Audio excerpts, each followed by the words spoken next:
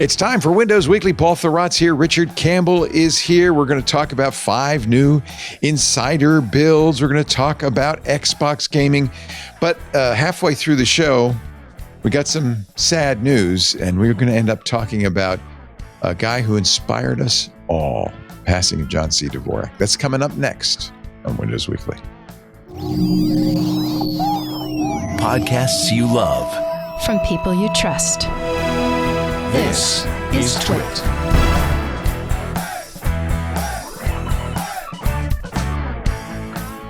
This is Windows Weekly with Paul Thurrott and Richard Campbell, episode 993, recorded Wednesday, July 22nd, 2026. The Columnist Savant. It's time for Windows Weekly. Hello, all you wonderful winners and dozers. This is the show where we talk about the latest from Microsoft with the dynamic duo of Microsoft journalism, Mr. Paul Thurrott. I call him Mr. T from Thurrott.com, and Richard Campbell. I call him Mr. C. He's from RunAsRadio.com. From Happy Days. Yeah, Mr. C and Mr. T. They're both old-timey TV characters. That's right. Yep. There you go. TV shows that were on the air in the 80s, I guess. Yeah, right. Hello, guys. Well, wait a minute now. Richard, you're somewhere, it looks like. I'm in Lincoln, Nebraska, in a Motel 6. For a Nebraska Day of .NET. Nice. Well, that sounds okay. Yeah, it's a beautiful day in Nebraska. He's going Corn to... as far as the eye can see. Are you there for fishing or you're there for a conference? To the conference, fly on Sunday up to Bozeman, Montana for the fishing. Yeah. Oh, you're going to have so much fun. So we will miss you next week. So tricky bag to pack, right? Like, yeah. Because I got to have all the... You got your Creo and you got your Mikey phone. Yeah, you got to have the button down and that kind of thing. And then you've also got to have your UV hoodie. And Paul Thurrott is back in Mexico. Great to see you, Paul, back in your natural environment. I think by next Wednesday, I will feel better. But I am still so just on edge from all the problems we've had in the past few days. But anyway. You said you arrived and your internet service provider had cut you off? Well, we found out right before we came, right? So that's fine. I thought I was going to be cool with it. I figured we could get another connection, whatever. We could work off our phones for a few days, no problem. Forgot about this show. This show, I knew if it somehow lasted until today, I would go to a friend's house and do it from there. But yeah, my phone connection sucks. It was just so terrible. It was so terrible. It was so terrible. Anyway, we're glad you're stress mountain back to your natural haunts. And we are glad that there is some Windows news to talk about. Yeah, not one, not two, but 5 insider builds this week. Yeah. So the way that the insider program does math is different than the way humans do it, because they simplified this allegedly, and they still refer to it like there are 2 channels. There are 7 channels. And I actually, this isn't I know so much about Microsoft. I know exactly how this happened. It's more like I've just been alive long enough, and I know how people think, and I can tell exactly how this happened. And here's how it happened. These new guys came in, they looked at it, they looked at all the complaints, and they were like, all right, there's definitely too many channels. We can fix this. Let's fix it. So we were like, all right, we're going to have 2 main channels. And then someone's like, yeah, but what about the release channel stuff? Oh, yeah, okay, we have to have those too. And then, but actually, there's actually 3 technically there because there's 3 supported versions of Windows now. Okay, so we're gonna have that 9 would have 5. channels. Okay, but what about the thing that's coming next? We still need to have a and it's okay. All right, so we're gonna add a 26H1 for beta. All right, we'll have and then they just walk themselves into exactly the way it was before, just with slightly different names. Yeah. And so new names. They come There's in no canary to be the filed. best of intentions. And we have Canary today, except now it's called Experimental Future Platforms. It's absolutely just as worthless. And you know this is what happened. They're like, no, we're going to fix this. We're smart. We can do this. And then it's like, oh yeah, right. Oh yeah, right. And then like after a couple of days, you're like, no, this is exactly as stupid as it ever was. And I wish it wasn't. I wish it was better, but it's not. Anyway, so like I said, 7 channels. The release preview, one of those 2 channels covers 2 versions of Windows. So we don't actually have 3 release preview channels. We have 2, but both of them. But one of them has 2 things in it. Right. Exactly. So, well, I mean, and by the way, you're joking, but you're right, because when you go to sign up for this, it will depend on what's on your computer, right? I mean, if you say, I want to be in the release preview, it looks at your computer and says, all right, well, you're running 24H2 now. So you're in that. That's the stream you're in. That's the preview you're in. Yeah. It's insanity. Actually, since we're talking about this, I will say I did something, I'm going to call it over the weekend. I don't remember exactly when, but I had this computer. In fact, the laptop I'm using for this show today was running on, I don't even know what it was running on. It doesn't matter. It's a 26H1 computer. It's a Snapdragon X2 computer. So it was running on some Windows Insider build, right? So I wanted to reset it back to the factory and, the normal stable. And right. I without getting into I could spend a half an hour on this. I tried to use it's an Asus. So Asus has its own recovery tools. It couldn't connect to the Wi-Fi. The tool that's supposed to come up in the firmware never came up. I connected it to Ethernet. That never worked. I finally said, screw it. Okay, whatever. I'll just go back. I was going to just accept, I just reset it anyway. So it went back to whatever build I was on. So I've got that watermark on the desktop.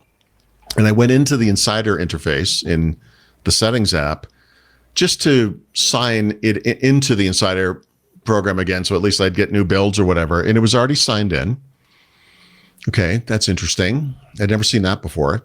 But there's that little checkbox, right, that never does anything and never works. And it says, when the next version of Windows is released, put me back on stable, whatever the language is. So I'm like, all right, that will be my passive aggressive way of getting back to this thing. So I clicked the button and I forgot about it. And then a little while later, the thing popped up a notification and said, hey, you got to reboot. You have to install Windows 11 version 26H1. And I was like, what? So I did. And it kept everything, like everything's fine. Everything was where I left it. Right. As we say in Microsoft land, and it just went back to stable. I have never seen that do that. We were always told that couldn't happen. You'd have to pave it. And I did pave it like an idiot. And then I configured it, installed all my apps and did all that stuff, and then it did it anyway. And it was fine. Like I'm so used to it not working. It never occurred to me to try it. You know what I mean? And it worked. Anyway, I don't know. You can now exit Insider gracefully. Mm-hmm. I don't want to say that too broadly, but yeah, I did it. I mean, it worked. So, but it's happened once. Okay. Now I kind of want to test it a little bit, but anyway. Okay. Yeah, no, I can imagine. Anyway, that stupidity aside, I referenced technical problems I had since we got here. That was one of the minor ones, but that was one of them. Okay, so 2 days ago, Microsoft issued 5 builds, like we said. Beta experimental, which used to be dev, beta 26H1, release preview 24H2 and 25H2, and then release preview 26H1. So the new start menu has moved into beta. That's nice. There's a new taskbar. Remember the one you can move around and resize? That has not made its way into beta, so I don't know where that is. And then, the experimental beta 26H1 is mostly just minor updates to things we've already talked about, all of them, and nothing interesting. But then the release preview builds are interesting because these are previews of the next Patch Tuesday, which is the second Tuesday of August. So next Tuesday is week D, right? Or the week D update day for Microsoft. So these release preview updates will be publicly available preview updates next Tuesday, and then 2 weeks later they will become Patch Tuesday, and nothing super major, I guess, only because I'm getting just used to this stuff. I've seen these things so many times, but the Windows search experience is going to get a lot better. Actually, that's pretty cool. This is if it's true. Yeah. I've not experienced it working really well, but it's supposed to. This is the thing we I think we talked about this last week. You could, if you left the beginning letter off of a term, it wouldn't find that app or whatever you were searching for, you had to have the first thing, Right. right? So that works, like that's working now. It's supposed to be better, faster, whatever, but we'll see. And the Windows Hello enhanced sign and security support for external cameras, right? That have to be compatible for that. Or sorry, that's not true. Fingerprint readers, which I'm like, didn't this already ship? There are so many build streams now. I'm losing track of what's where, right? It's almost like we need one of those tracker things I was talking about last year. But I do have an idea about that for later. Anywho, so the other, so I said there were two major or semi-major things. So the new start menus in beta, that's pretty big. And then just the stuff that's coming next month to Patch Tuesday. So if you're on 24.25H2, that means improved Windows search primarily and a bunch of small things. And if you're on 26H1, the three of you, some really good improvements to File Explorer, Bluetooth, voice access, and some other things that everyone else got a month ago. So, whatever. It's still behind on that note. They made the point of saying that there were no builds for experimental 26H1 or experimental future platforms. And then one day later, they released a new build for experimental 26H1, which has 0 interesting improvements. I don't even know why they released it. It's just a bunch of minor things across the board. There's nothing to talk about there. So yeah, I did not write this up kind of formally, but somebody in my forums noted that the Microsoft Whiteboard app, which is an inbox app in Windows 11, is being retired. And starting on August 22nd, you won't be able to create or edit whiteboards anymore. They don't say anything about the store, but that date and that note tells me that they're not going to keep it in the store, so you could just install it if you wanted it, which they've done with certain things here and there. I don't know why they're killing this thing. It is literally one of the apps I uninstall when I install Windows. I don't need it or use it or whatever, but that's kind of interesting. And then later in the show we'll talk about some other interesting features that are being retired. In this case from Copilot, which also impacts Windows 11, obviously, but we'll do that when we get to it, I guess. So there you go. Not too much, really. Wow. It's summertime, right? So things are a bit slow. Yeah, but it's I also hope you have a long whiskey segment ready to go. That's all I can say. No, we have a lot of AI and a lot of Xbox, unlike last week, by the way. But no, remember, this is the year of the pain point thing, right? And so there is year this, of the pain point. Okay. Yeah. No, Yeah. I mean, there is a giant list of things that Microsoft has promised to fix and has fixed to some degree. A giant number of patches showing up. Well, those are that's AI-based security fixes and stuff. I'm talking about, fixing the start menu, fixing taskbar, fixing widgets, fixing Windows Search, like we just said. So some of those things are unstable, some aren't. Some of them are progressing through the Insider program to various degrees, but it's not clear what the delivery point is for some of these things, right? I mean, if the new start menu, for example, just went into beta, does that mean we're going to hold off till 26H2 to make that thing available and stable? I don't know. No, they've never said. So there is a bunch of stuff. There just hasn't been a bunch of stuff in the past week, I guess is the way to say it. So, it's funny about the whiteboard. I just wanted to, it reminded me that there was a moment, Apple did the same thing with iOS. They put this app called Flow that was basically a whiteboard. There was this moment. It's so funny how trends in computing happen, where everybody just said, we all have to have whiteboards. This is the Jamboard thing, like at Google, And nobody used it. Right. So by now the way, they're taking it out. Actually, right, Apple still leaves Flow around because Apple always leaves crap lying around. Since you said that, though, the interesting thing in a way is that you see this in AI as well. But because of the kind of accelerated pace of this, you could almost be, OpenAI announced ... and you're like 1, 2, 3. Anthropic announced it too. This happens all the time. And last week it was loops. All anybody could talk about was loops. Yeah. This week it's graphs. All anybody could talk about is graphs. Well, they obviously coding is for normal people. I would say the big demo thing for AI is like image generation or any kind of content generation. The chatbot stuff that you do. Yeah, that stuff's great for for but normal that's not people. an AI. But then the great AI use, I think that's been proven and is getting mass adoption is for developers, right? And so this makes sense on so many levels or whatever, but Anthropic, I think, was the first one. They had, I'm losing. They realized it's a little earliest, different, but they had Claude their, what was their called? I think theirs was just Code. I think Claude Codex Code, was yeah. Claude Yeah. Code. Or as So you say, Claude Code. Claude And Code. yeah. But at some point they were like, this works pretty good for productivity, and for 2 seconds you would use code for that too. But then they were like, no, we're going to break this up. We're going to call this. Now we have co-work and we have all these. Or whatever. Yeah. The names are different for each company, Right. but OpenAI and of course Microsoft go do exactly the same series of steps. Yes. And, and at first OpenAI was like, no, Codex is fine. You can use it for productivity. You can use it for coding. And they're like, nah, actually we're going to make something called work. It was exactly the same. It's funny because maybe it's almost like they're ADD, like squirrel. Like they're just everybody's chasing each other. Like Samsung comes over the card, just like Apple. Yeah. Whoa, hey, whoa, yay, well, cool, okay, now. It's so funny. Anyway, I'm just observing. No, this is. We went through the 3D stage and then the VR stage, and now we're at the AI stage. And that's right.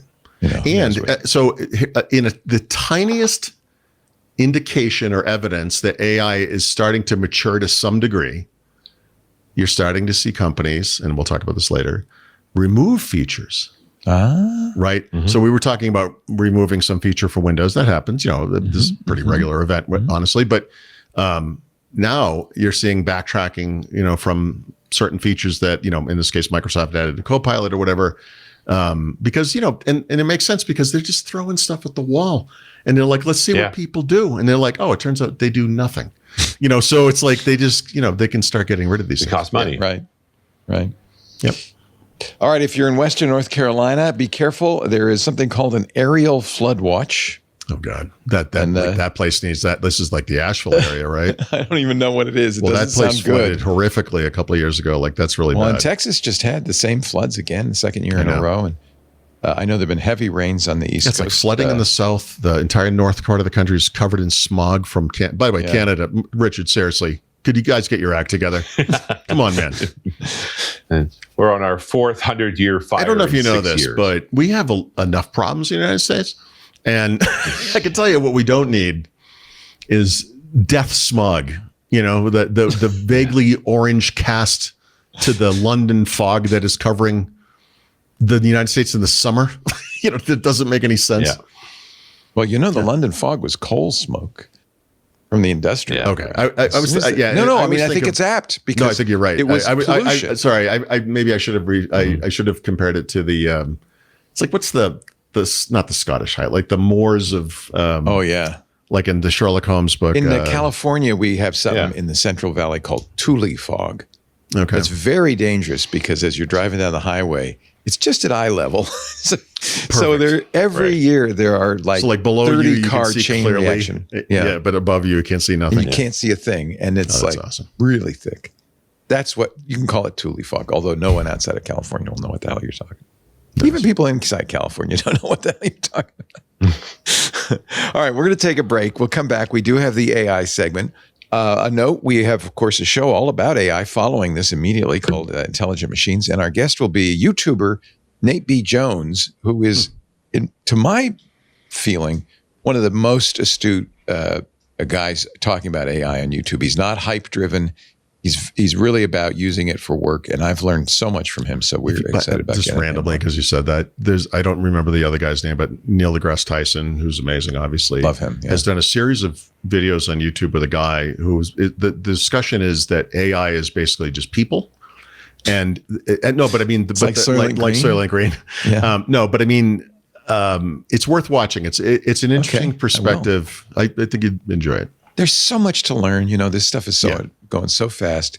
I feel like I did in the early days when I started first covering computing, that it was like sipping water through a fire hose. And I always felt like, and I think probably everybody who started back then felt like, I'll never keep up. I just can't. Would you describe it today as like sipping water through a tsunami? I mean, it's crazy. Yeah. That's the funny thing. We thought it was bad then. Mm-hmm. It's amazing now. Anyway, our show today brought to you by the good folks at Arctic Wolf. Arctic Wolf. I love the name, by the way. It's such a great image. Arctic Wolf helps organizations stay ahead of evolving cyber threats. Their latest research reveals something surprising. I don't know if this will be surprising to you or not. Even, you tell me if this correlates with what you're finding. Even as AI accelerates the pace and the complexity of attacks, right? We all know that. Many security leaders remain confident they can keep up. I know I can't keep up, but maybe I don't know. This is why you need Arctic Wolf's incredible State of Cybersecurity 2026 Trends Report. To help you better understand what's going on, what's driving the confidence that these security leaders have. And, maybe it's merited. Arctic Wolf said, let's find out. They surveyed more than 1,350 security and IT leaders worldwide. I love it that it's global. For this new, it just came out, State of Cybersecurity 2026 Trends Report. This is a snapshot of what cybersecurities are prioritizing and what they're worried about, what they're concerned about right now. It explores everything from AI adoption, which is certainly front of mind, threat detection, security operations, and the challenges organizations expect to face in the coming year. Whether you're responsible for securing a small business like mine or managing giant enterprise infrastructure, maybe you're an MSP advising clients, maybe you're just trying to stay ahead of the latest security trends, Arctic Wolf's Trends Report offers valuable insight into how the industry is responding to an increasingly AI-driven threat landscape. By the way, Arctic Wolf's Aurora AI addresses these challenges by putting defensive AI to work, combining agentic AI, generative AI, machine learning, and security expertise all together to help organizations detect threats faster, and it really works. So just keep that in mind while you read the report. See how innovations like these and other critical findings are shaping the industries. Visit arcticwolf.com/trends. Just a little form there. Fill it out. Reserve your copy of the Arctic Wolf State of Cybersecurity 2026 Trends Report. You really should check this out. arcticwolf.com/trends. And we thank them so much for their support of Windows Weekly. Now let me bring Richard back into the conversation. I think he reconnected. I did. Did you see this? We'll talk about this on IM, and I'm definitely going to ask Nate B. Jones about it. The breaking story last night in AI was that Hugging Face was attacked and broken into. They investigated it. Unfortunately, they were trying to use Fable and all of these new tools that are, slow, completely protected, and they couldn't. So they went and got a Chinese model, which I personally love, a good model called GLM52. And it turned out, and OpenAI is admitting this, they're working with them. OpenAI has a new model, a very smart model, by the way, very good at mathematics. It just solved a long time, the Jacobian conjecture. It just created a counterexample that blew mathematicians away. It's a really good model, and what I really want to know more about this. Apparently, it escaped containment and hacked Hugging Face autonomously. I refuse to believe you did not think immediately Daniel Suarez wrote this book and what is happening. Now, I want to caution everybody. This could also be just hype from OpenAI. See how dangerous our stuff is, because this seems to work really well for these companies. So for Anthropic, this is why I want to talk to Nate B. Jones and get his take on it. But see I how thought that powerful was our models are, but also see how useless we are at guardrails and doing anything that's safe. Yes. That's part of the story too. This is both the newest ChatGPT 5.6 Sol and a unnamed internal model. Yeah. And it's not, we're starting to see from OpenAI some strange model behavior. For instance, 5.6 deletes files, apparently. Just delete stuff. Well, you know what happens when you start getting desperate, Yeah. I delete files mistakes when I get desperate. RM-RF, sure, star. You bet. Who wouldn't? Brad Sams observed to me this morning that the only thing standing between us and the AI apocalypse is a markdown file that anyone can edit. Yeah. And it's kind of a sobering assessment, because it's true, That's the truth. It's crazy. All right. The AI segment approaches. Yeah. All the AI news I have is great. All right. So in Microsoft land, they announced an expansion of a pre-existing strategic partnership with Mistral, which is a French-based AI company. to give customers in Europe across Azure, and then all the different ways you access AI, like through Microsoft, like Microsoft Foundry, Copilot Studio, et cetera, to give their models as choices there and expand the infrastructure over there. I didn't see any specific numbers. They're investing, spending, I don't know, some multi-billion dollars. They've never said how much. They're going to help Mistral purchase thousands, we don't know how many, of the latest NVIDIA Vera Rubin GPUs. And, this is just them, I think, scrambling to stay ahead of regulation in Europe, frankly, but it's fine. I mean, we, in the sense that Microsoft has done a great job of putting, data centers in so many regions, and they do have obviously adhere to local law. So if you want to store your data in your own country, or if you have to, if you're, Germany or any place in the EU, you can do that, and that's good. So that's cool. That's good stuff. Mm-hmm. I don't expect to ever see Mistral in a drop-down in Copilot here in the United States, but I guess you never know. I mean, I think it's probably, maybe we'll see something like that, maybe not. But well, and certainly with thoughts on data sovereignty and things like that, having these tools available, even if you only use them from, say, European data centers, like that's right. Yeah, it's a way for a multinational like Microsoft to stay engaged with those markets as they pull away from U.S. entities. Yeah, this is the AI version of think globally, do locally, or whatever the phrase is. Yeah. Just trying to offer some options. Yeah. Well, I mean, if you want to do business there, you pretty much have to, right? So that's good. But they're doing a good job. The laws aren't in place yet, but there's sure a sense that they're coming. So I've referenced probably every week, because I'm obsessed with this right now, but I've been updating the Windows 11 Field Guide book, right, which has been astonishing. Mm-hmm. And I have in fact finished all of the major, I guess I'll call it rewriting or whatever, of existing content. But I have this list of 5 or 6 small chapters or things I'm going to add to other chapters. And one of them is one I've been putting off about Copilot, because I hate Copilot and I don't care. And it takes a lot for me to use this thing, and it's difficult. So anyway, I've been struggling with this, and it's what I've been working on. And literally, as I was working on this chapter, I get a news notification, and it's Microsoft is killing 2 features in Copilot. And all I could think was, please, dear God, do not be 2 things I just wrote about. And fortunately, there were 2 things I had not written about. So I could just delete that right from the table of contents and get rid of it. So I was pretty happy about that. So those features are deep research and podcasts. So podcasts is that feature where you give it a document, probably, or point it at a web page, and it doesn't read it to you, right? We have that capability, but it summarizes it, and then it has 2 AI hosts, talk about it as if it were a podcast, right? Which whoever did this first 2 years ago, whenever it was, we were playing around with it on the show, I think, but a fairly ludicrous capability, frankly. And that one, there's no good outcome to this. The podcasts you've made are not going to be available. You won't be able to make any new ones. It's just going away. So if you open Copilot today, don't. But if you did, it's still in there. Like I haven't seen a warning yet about it going away, but it is going away. The other one is a little more nuanced. So deep research is tied to the thing we still see in chatbots everywhere. We can kind of select a model, or they don't usually use model names anymore. Like Microsoft will use things like smart or deep smart, or smarter. No, they don't use that. That would be smart. Like think deeper. Think deeper, right? Yeah, smart. Which is and then study and learn. Right. So you because I've been writing about this, now I know this, and I hate that this is in my brain. But depending on your relationship with Microsoft, so to speak, you'll see different levels of things, right? So if you have a Microsoft account, you get access to a lot of stuff for free, but you have very strong limits every day, obviously.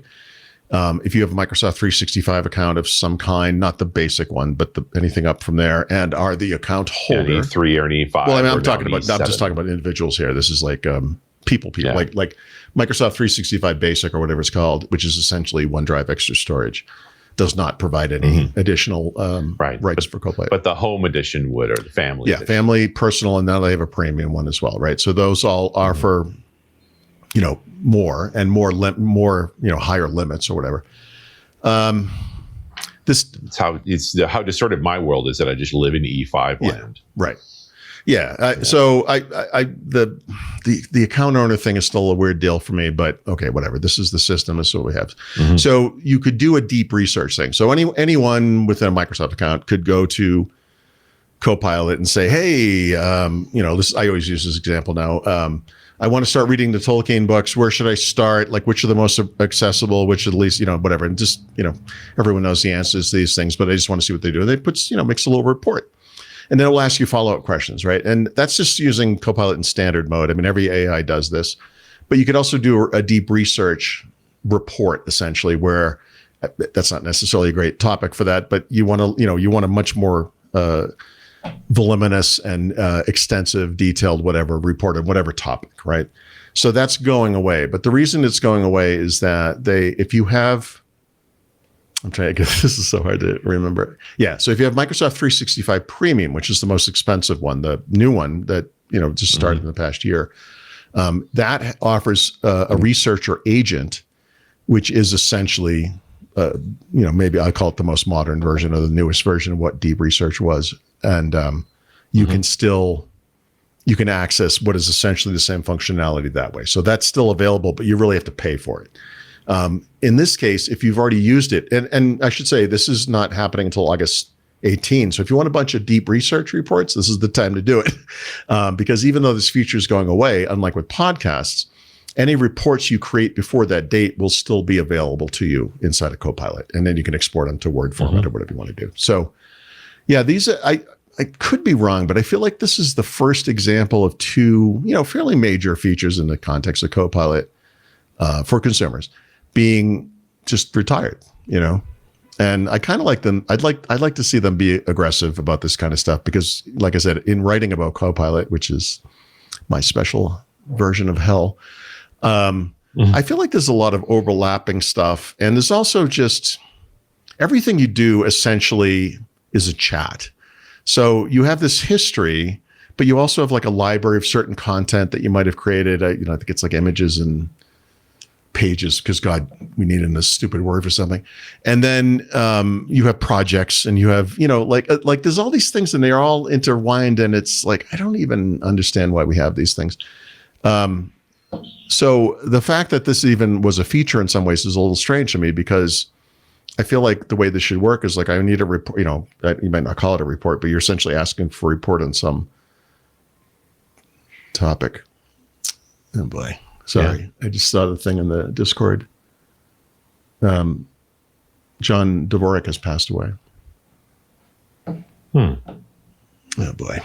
What's the matter? Wow. What? You might want to look at the Discord, Leo.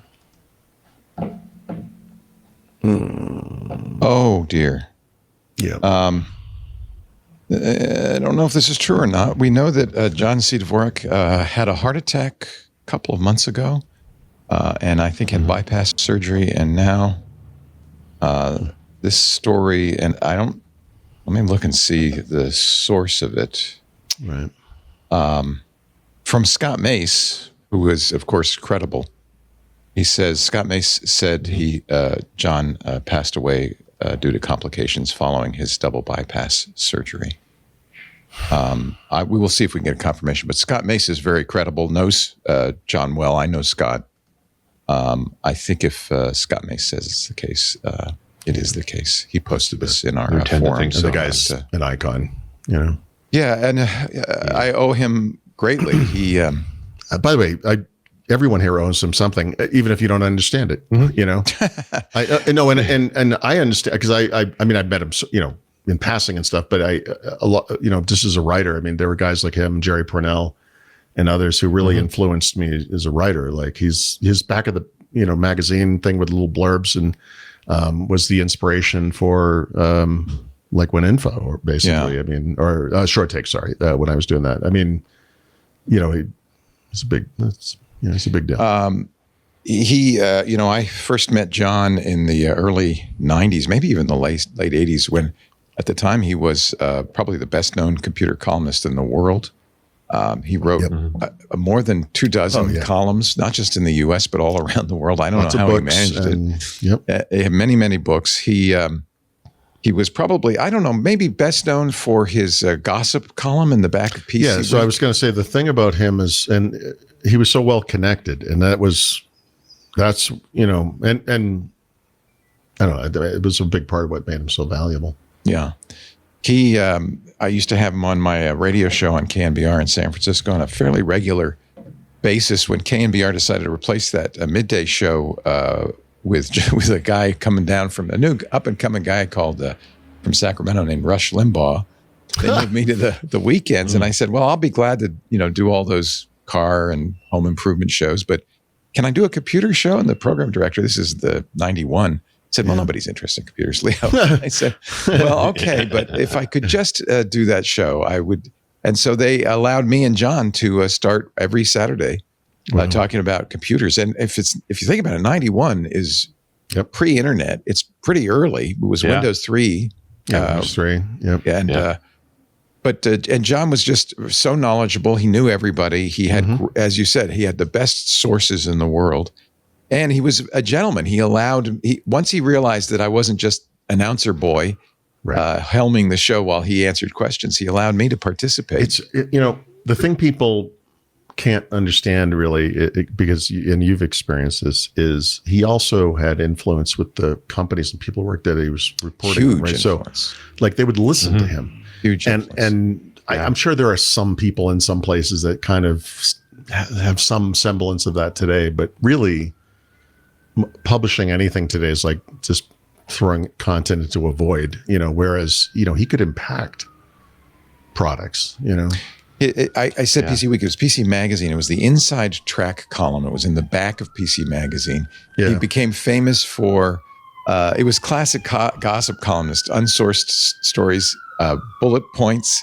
He would use ellipsis, and then he was always bolding.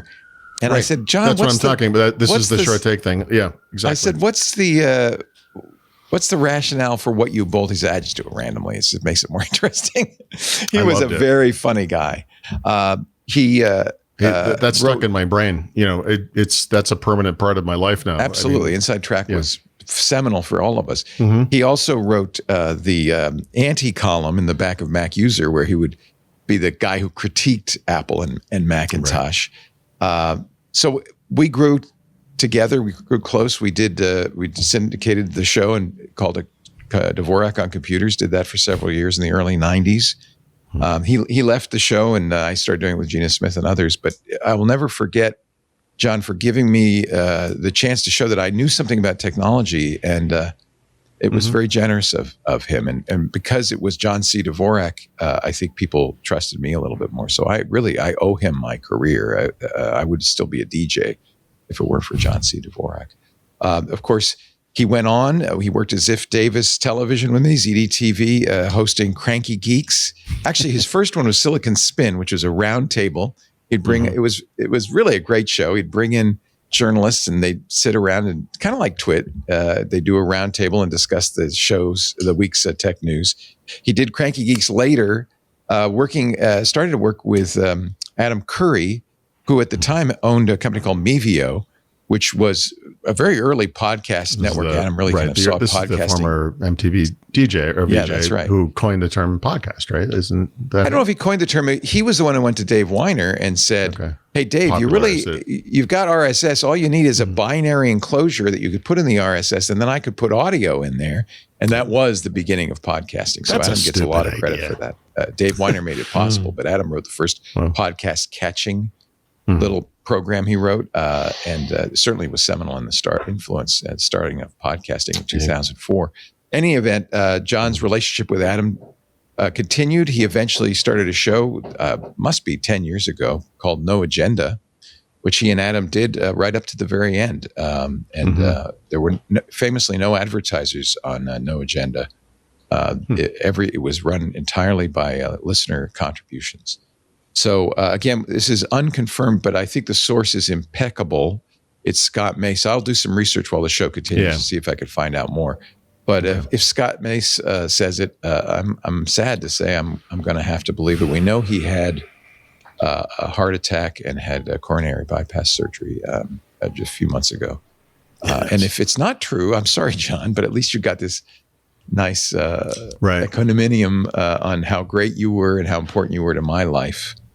To Mimi, his wife, and his kids, if he did pass away, my deepest condolences. He was very important in our world.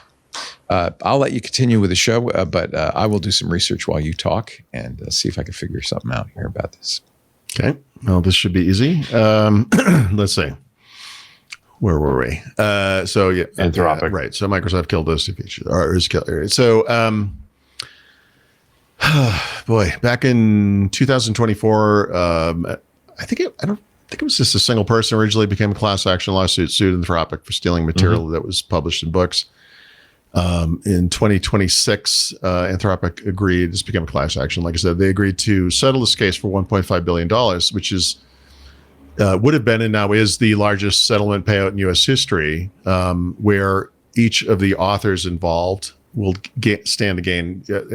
I don't know if there's like fees or how they split this up with co-authors and so forth, but $3,000 per stolen work.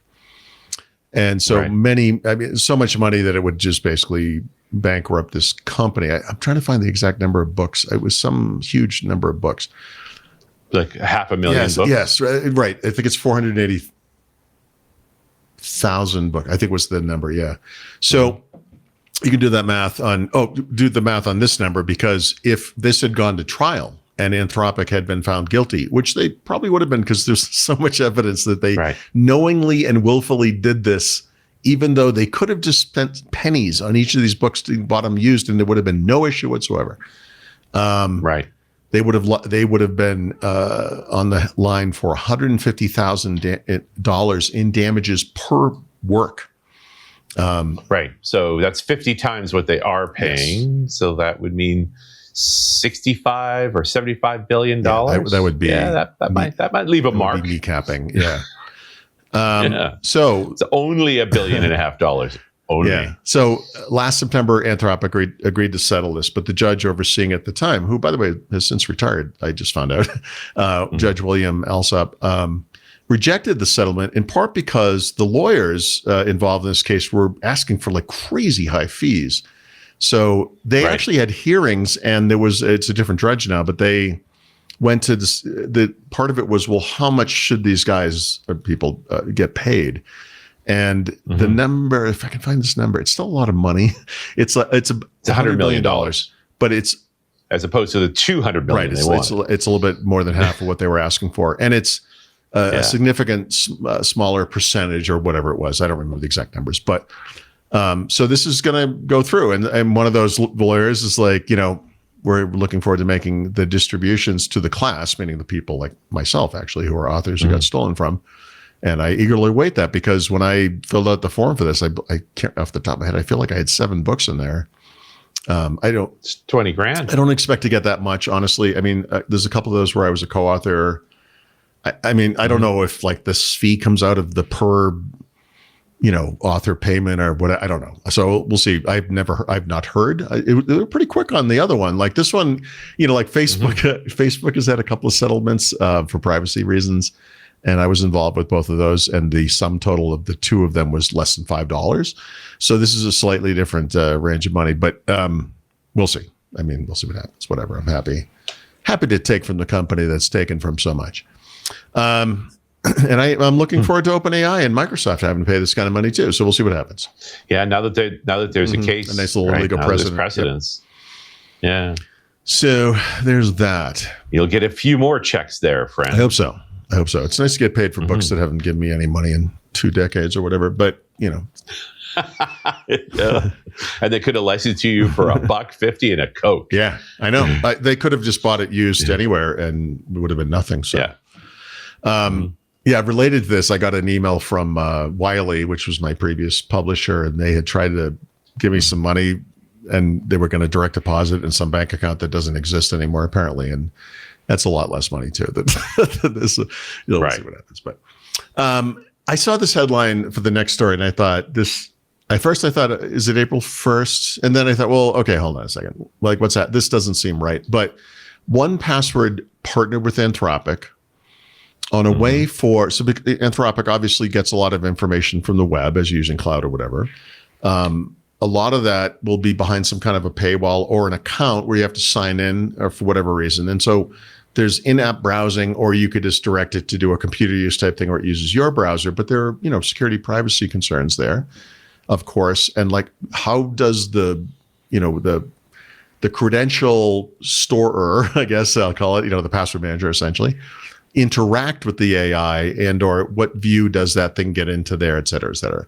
So what they've worked out is what they call a zero exposure architecture for allowing cloud and the in-app browser essentially to complete tasks that involve browsing the web that require logins of some kind, one-time authentication passcodes or whatever, and be able to access the things that you have in your 1Password vault in a way that the AI never sees the thing. So they get the okay. It sort of sounds like a little bit like a passkey, honestly, but whatever the system they have here is, this enables cloud to keep doing the thing it was doing. Obviously, you have to give permissions and all that kind of stuff. But in this agentic era that we're now, I was going to say easing into, we're not easing into it. We've fallen off the cliff into it. This is pretty serious, right?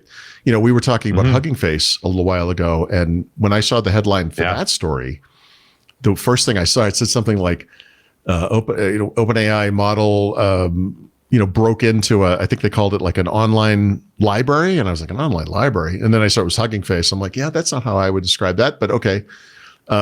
You immediately go to, okay, well, what about my bank? What about my important accounts that have access to all my payment information, personal information, whatever it might be? This is what 1Password is, right? Of course, we've heard with Mythos, they gave limited distribution to sort of the big companies, the Microsoft and Amazon and so forth of the world. But you've got to think a company like 1Password or Bitwarden, like they've got to be on that list too. Right. Because you talk about where would you hack to create the most damage? Raping someone's passwords out of them is a great way to go about it. I'm actually semi-surprised this didn't come out of FIDO or some standards organization in a way, right, where all the password managers would do the thing. I suspect that is where this will go. It's a little weird to me that it came from a company. But 1Password is a pretty, Bitwarden has the same thing. We talked about this yesterday. Oh, this is okay. So this is not unique. Okay. No. Everybody's doing this. By the way, I do have confirmation now. The No Agenda newsletter has come out, and I will read this to you. Dear producer, for a man who spent decades famously predicting the catastrophic demise of almost every major technological innovation, which is true. He was famous for not believing a word of it. It is with the heaviest of hearts we must announce that John's own hardware finally gave out Monday morning. So I'm sad that I didn't even know about it till now, July 20th, at the age of 80. He went peacefully, albeit suddenly, with Mimi at his side. Mimi, of course, his longtime wife, critiquing the acting and storyline of NCIS. I don't know if that's true, but if it is, that's Do you have any final words? Yeah, seems actor right. Sucks. John loved doing the show. They're talking about No Agenda. Loved the feedback, good and bad. He was not a man known for affection, but he had a deep appreciation for No Agenda listeners. He enjoyed entertaining them, challenging them, debating them, and most of all, meeting them. He enjoyed reading your emails and letters. The show will continue. They will do a show tomorrow.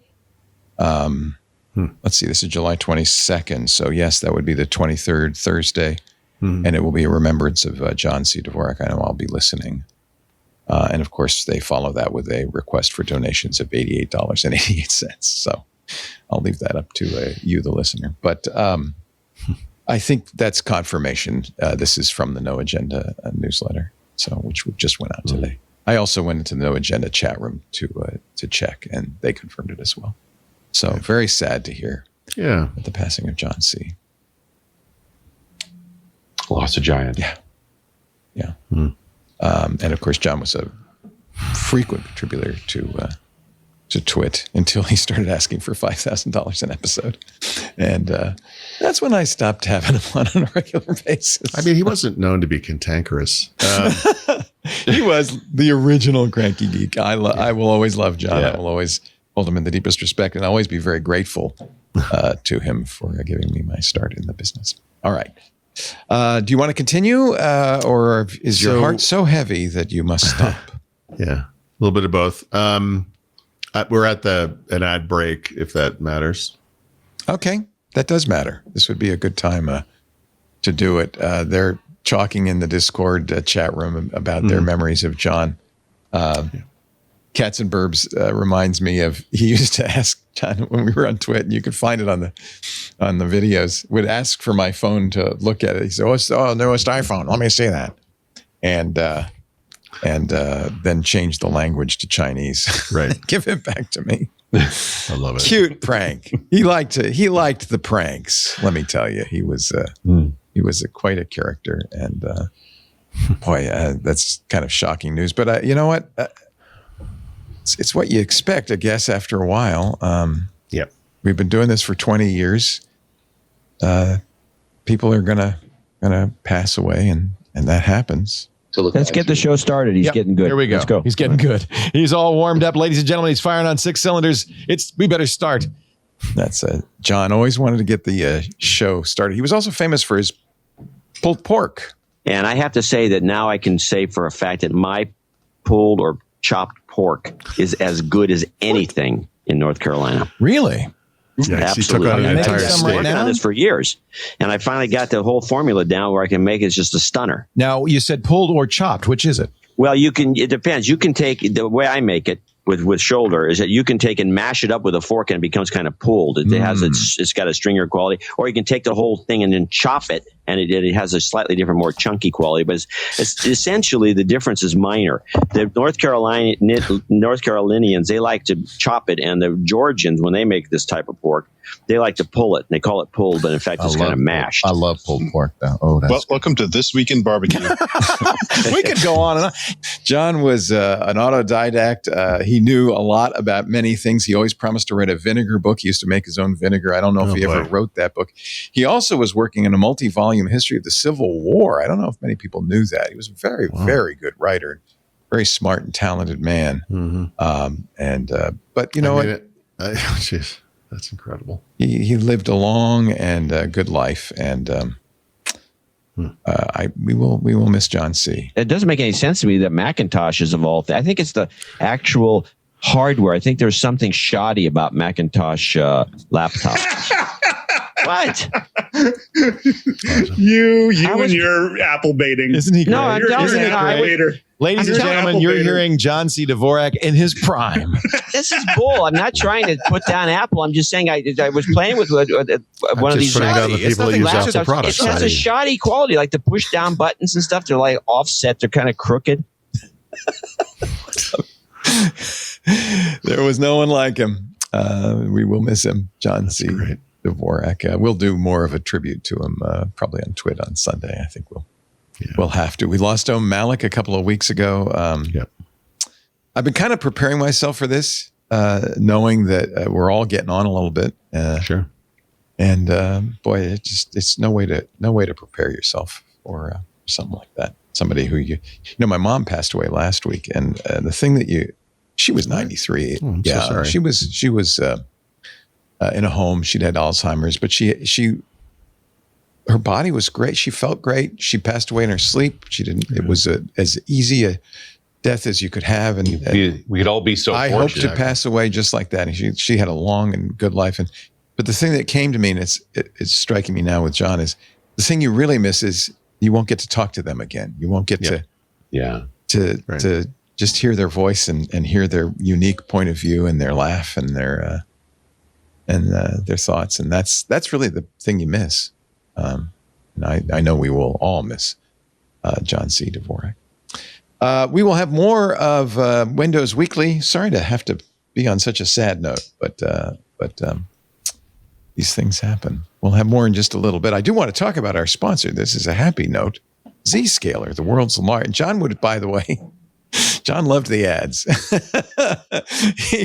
he would chime in. I remember him getting involved in the Audible ads. He would chime in. He knew that that was vital to our survival. So I wish John could be here to do this ad, but I will do it for him on his behalf. Zscaler, the world's largest cloud security platform. The potential rewards of AI, we know, every business realizes this. Too great to ignore. But I hope every business also realizes the risks are too great to ignore too. Loss of sensitive data, proprietary business data, attacks against enterprise managed AI. And then, of course, the bad guys have access to the same tools, and generative AI gives them increased opportunities for rapidly creating phishing lures that are perfect, writing malicious code, automating data extraction. We talked about that yesterday on Security Now. Bad guys download terabytes of data now, and AI lets them go through it and find the juicy stuff. Let's not have that juicy stuff be your proprietary business information. You know, there were 1.3 million instances of social security numbers leaked to AI applications last year. I think we can do better. It's time for a modern approach with Zscaler's Zero Trust Plus AI. It removes your attack surface. It secures your data everywhere. It safeguards your use of public and private AI, and it protects against those scary ransomware and AI-powered phishing attacks. You don't have to take my word for it. Look, this is what Siva, the Director of Security and Infrastructure at Dvorak, says about using Zscaler. Watch. AI provides tremendous opportunities, but it also brings tremendous security concerns when it comes to data privacy and data security. The benefit of Zscaler with ZIA rolled out for us right now is giving us the insights of how our employees are using various Gen AI tools. So ability to monitor the activity, make sure that what we consider confidential and sensitive information according to companies' data classification does not get fed into the public LLM models, etc. Thank you, Siva. With Zero Trust Plus AI, you can thrive in the AI era. You can stay ahead of the competition. You can remain resilient even as threats and risks evolve. Learn more at zscaler.com/security. That's zscaler.com/security. And we thank Zscaler for supporting Windows Weekly. You support us by going to that site, zscaler.com/security. On we go with the show. Let's see. We're rapidly running through all the content. It's a good thing John passed away, or we'd be really in trouble here. Let's. There's a little more AI, or did you already do the Notebook LM name change? I think so.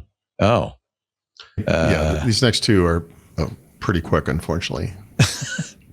That's fine. Was Notebook LM like the original podcast feature? It was really cool. I mean, it's not gone. They just renamed it. Yeah, thank you for ruining the story later. Why? My question is why? You've got great brand recognition. Except Notebook LM is like, what? I always thought that name was kind of terrible. Yeah. Google is going to run into this problem that Microsoft has already run into with their AI stuff. There's too much of it. Like, there's too many entry points, too many different things that are kind of overlapping and so forth. I think Notebook LM or Gemini Notebook Now is one of those little jewels that sticks out like it's a good one. Like, people that use this like fall in love with it, like they rely on it. So yeah, anyway, it makes sense. It's fine, and that's that. Sorry, that's it. Wow, is that short? I don't know what I'm going to do now. Give me a G. G's for Gemini. Did you talk about, everybody wants Gemini 3.6 Pro, right? Everybody's talking about it. Or the 3.5 Pro. But you know what they said? It's not ready yet. So here's the thing. Google has boxed themselves in a little bit because they've decided to take upon themselves that we're going to rate all the models, and we're specifically going to rate them for coding. And their model does not do the best. And it's competitive, obviously.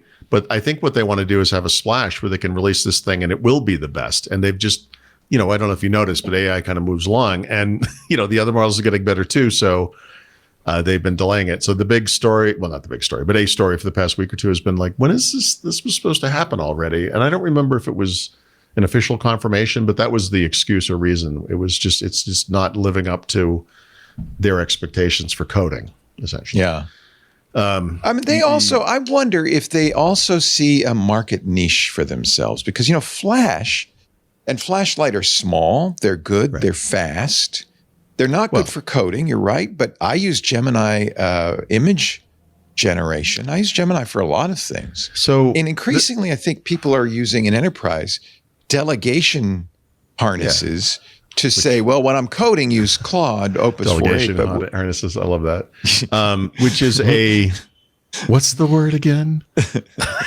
Orchestrator, right? So yeah, I sort of I feel like in an industry that has too many terms already, we almost need a new term for these kind of like medium language models, I guess I'll call them, or you might think of them as like small but cloud-based. But I think of SLMs as the things that can and do run on device.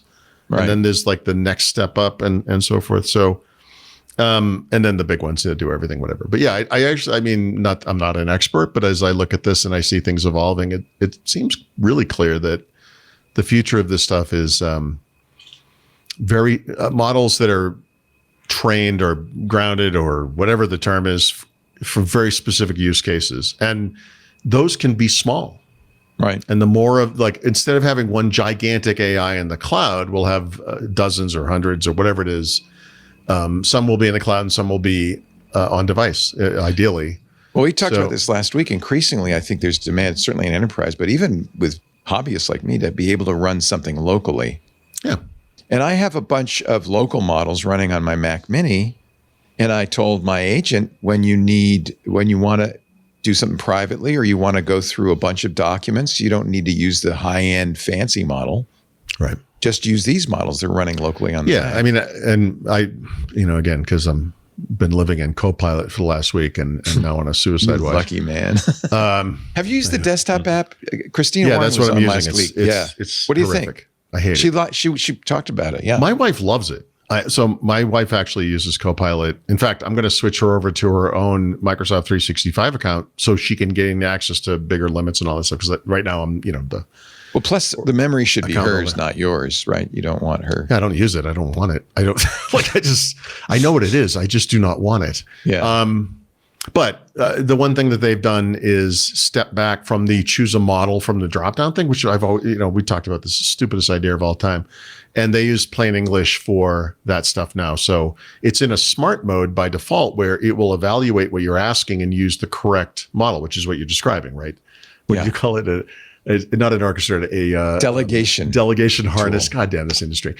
So it uses the Pareto concept to choose the right model. Yeah, of course. We're trying to what do we have to do to get you into this model today? What was it take? Yes, bring the wife, the checkbook, your pink slip, and come on down. It's crazy. Pauly T's used AI a lot. So Google, like Microsoft, and I don't follow the other two in this regard, but there are the big models, there are the on-device models, and then there's the stuff that's, kind of in between. I don't know how else to describe this. So from Google's perspective, the same goals you'd see elsewhere. You want to make these things less expensive to run.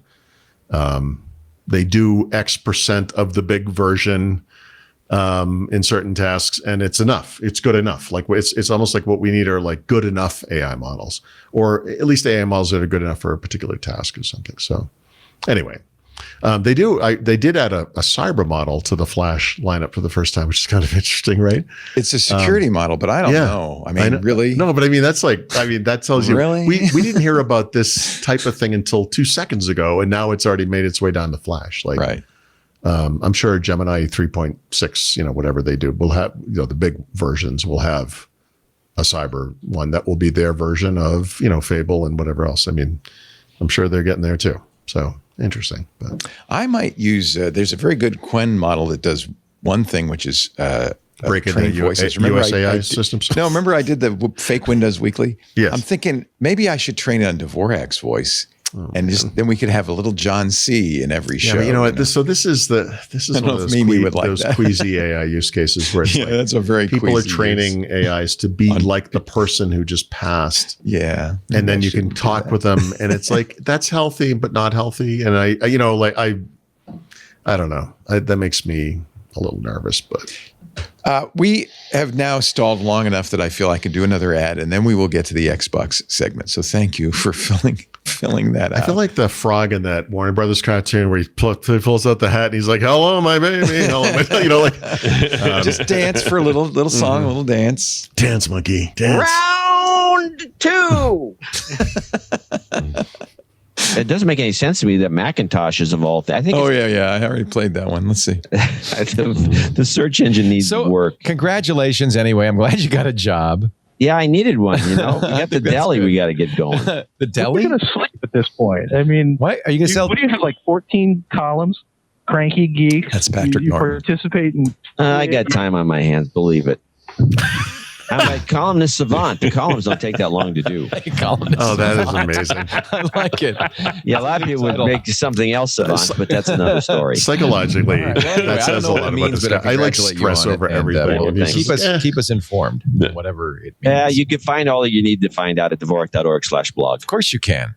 That was his other thing. They had two kind of, what do they call those taglines? He had, I get no spam, and I will find it because somebody made a song, I get no spam. And then his other is, you'll find out all you need to know at dvorak.org/blog. He plugged his blog incessantly. I don't even know if that site's still around. I was just wondering the same thing. Yeah, he was so funny. He was so funny. Let me just see, dvorak.org/blog. It's stripped down to a redirect. Yeah. I think everything became no agenda towards the end. Dvorak Uncensored. Okay. But one of the things John was famous for is delegating his work. I wrote a chapter of his telecommunications book for him.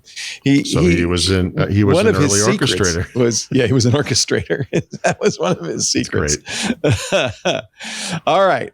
This show brought to you today by, you're going to want to know about this, Cirasync. If you're a enterprise using Macintoshes, and of course, you run Microsoft 365. You know this one. You know, for instance, you need a coworker's number. So you're digging through Teams, you're digging through email, you're digging through your HR system just to find that number. And then somebody updates the number, and now it's wrong everywhere else it lives, right? So there's a solution. The global address list looks great on a desktop. It's useless on your phone. And there's always that one shared contacts folder that somebody maintains by hand, and Cirasync can fix this. CIRASYNC. I think you might know this name. Cirasync is like the king of this. They've been around for a long time. They fix this permanently. If you're using Microsoft 365, it pushes your company's contacts, calendars, your whole GAL. What is that? GAL. I don't know. That's an enterprise term, I guess. Global access list. That's a good name. Pushes your whole, do you say GAL or GAL? GAL. Pushes your whole GAL. See, if I say that fast, you might misunderstand. So GAL, I'm going to say your whole GAL to every user's Outlook and phone, even an iPhone, automatically and tenant-wide. So the contacts just show up in their address book and automatically stay current. You need this. Go to cirasync.com/windows and book your free demo. The Cirasync team walks you through how convenient and hassle-free it is, and can even help you get set up on the call so you can roll it out across your whole organization. That's cirasync.com/windows to sync your whole company's contacts and calendars automatically. CIRASYNC.com/windows. It's one of those... One of the apps I really love, these niche apps that they solve a problem, they solve it reliably, consistently. I think that's so great. Cirasync.com/windows. And now, ladies and gentlemen, boys and girls, children of all ages, time for the Xbox segment. Go ahead, Kevin. What? I said. Go ahead, Kevin. There it is. Okay. So this is a big day, folks. And this is a little piece of the puzzle that we've kind of conjectured on a bit, which is if Microsoft is going to base the next Xbox console more on Windows. I mean, they've all technically been kind of based on Windows, right? What does this mean for things like backward compatibility, right? If one of the key benefits of this ecosystem is that you have this digital library of games you might own dating back to the original Xbox. Not that you could have bought games digitally back then, but they were made available digitally later. And they would, or if you had the discs, I mean, you could plug the disc into, right? That it would work on subsequent consoles. And this is interesting for all kinds of reasons, but the biggest one to me is that one of those consoles, the Xbox 360, was running on PowerPC, not on Intel or whatever x86 type chipset. So there's a lot of emulation, whatever, that has to occur for this to work. But are we ever going to get this on the PC? And the answer is yes. They just announced it today. So there's a lot of little caveats in here, and it's just started, but they've announced and released the first 4 games from the original Xbox, right? So 2001, that time frame, are available if you own them digitally. If you have Game Pass, you get them through Game Pass. If you have Game Pass, you can stream them through cloud gaming. You can buy them right now digitally if you don't own them or have Game Pass of any way. And these things will run on Windows 11 based computers, including the Xbox ROG Ally and those type things, the gaming handhelds. So as I sort of digested this, I mean, I saw this coming, right? I mean, this is fairly obvious. I don't mean this. I'm not like Nostradamus of Xbox or anything, but this to me was a key part of this future. So that's great. It's still like a preview right now, et cetera. But of course, you think a couple of things like the thing I just said. What about the 360 games? That's going to have to require that emulation, probably a pretty powerful PC, I would think. And then what about Windows 11 on ARM, by the way, right? We have enough compatibility problems there with games like modern games that are native on Windows. What does that look like? And to answer the latter question, it doesn't look like anything because you actually have to have an x86 computer for this to work at all, today anyway. But you can do the cloud gaming thing, right? You could stream it. So if you think about the typical OG Xbox game, I mean, probably not too difficult. The system requirements, like the minimum requirements on x86 are interesting. Like a 4-core Intel Core i3 81, so 8th gen. So this is basically the same system requirements for Windows 11 itself, but then some version of an NVIDIA GTX 950, AMD Radeon RX 550, Intel. Now this is where it gets a little weird. Intel UHD 770. That one I haven't looked up yet, but that's integrated graphics, and that doesn't seem particularly advanced to me. Or Intel graphics, Intel Arc graphics, which are the kind of the better ones. But this is cool, period. But one of the cool things is all of these games, and I think this will be true going forward as well, support customizable graphics settings. So you can go all the way up to 4K. They support VSync. They support, Windows, if you play games in Windows, there's like full screen and windowed modes, like for games. Supports both of those, supports did I misspell this? Anisotropic filtering, enhanced anisotropic, yeah. Enhanced anti-aliasing, multiple languages, audio settings, etc. There are no achievements today, but that's coming. So every game that will go through the system will have achievements as well, and they go back and forth between console and PC. So these are also available on console if you have a console, right? So this is cool. Oh, I should say the games. I'm sorry. The Blinks, the Time Sweeper. These are actually, I would say, 4 of the better games. Conquer, Live and Reloaded, Crimson Skies, A High Road to Revenge, which is the one I wanted to try first, and Fusion Frenzy. So good games. There's only 4, yes. I mean, it's preview, whatever. When I tried this on multiple computers earlier today. I couldn't get any of these to show up in the Xbox app on Windows, whether it was an ARM computer or I have it's not a gaming computer, but it's a portable workstation, which is just as good as any gaming laptop. If you go to the web, because if you go to the web listing for these games, at least at the time, I should look at one of these right now, actually. There was no option to, let me look. Yeah, it's still like this now. So it says, because I'm signed in, it says play with cloud gaming, so I could stream it, or install 2, and then you can select a console or a PC, but I don't see any choices in there for some reason. So I don't know. I mean, maybe this is, taking a little bit of time to happen, but I'm really, like up-resed, better quality OG Xbox games, like that's kind of cool. And then of course, over time, they're going to add more games. They're going to go through the series that will get Xbox 360 games at some point. Super curious about that. Et cetera, et cetera. So this is pretty good. Like, no, it's really good. It's big. Yeah. So that was really cool. That came out of nowhere. Like I wasn't expecting that today, but there it is. Microsoft also announced the next set of games coming to Game Pass. The big one here, of course, being Halo Campaign Evolved.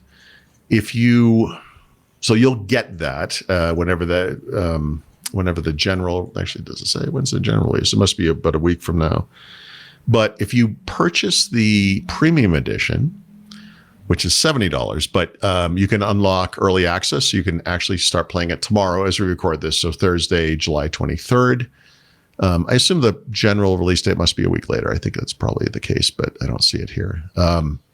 If you have Game Pass, by the way, and I paid this, you can pay for the upgrade. Like you get the standard edition of Halo, Campaign Evolved, as part of Game Pass, but you can pay I don't know if it was probably $20 or something, and that gives you premium edition, which I don't care about, but I just want to play it early, so I want to kind of play this. I've been meaning to. Actually, it's 28, so it's only 5 days later. So the general release is July 28. So that's cool, right? And then there's a bunch of other stuff in there. A lot of these are actually pretty good, like the Heretic Hexen remastering they did. I don't remember when this was, probably last year sometime. Is coming on August 4th to Game Pass Ultimate and PC Game Pass. And then there's several other games. But really, it's just kind of Halo, and Halo. So I'm really excited to try this. Because this is, the new engine. It's going to be amazing looking. There's some new content, which is really cool. I realize it's just, the original game. I get that. But I feel like I must have played this game through possibly 20 times. There's no doubt, like the first 3 Halo games and ODST to some degree as well, I played just multiple times. And then from 2 on, we played Halo multiplayer pretty exclusively, I think, until probably Halo 4, I guess. I don't remember, but it's a big deal. So that's cool too. Okay. Bethesda is remastering. What's the right term I'm looking for? I guess remastering. So they're remastering. 4K. 4K file. Fallout 3 and New Vegas. And then they confirmed that the next Fallout, which they're calling Fallout 5, I don't know if they're going to go with that name or not. Right.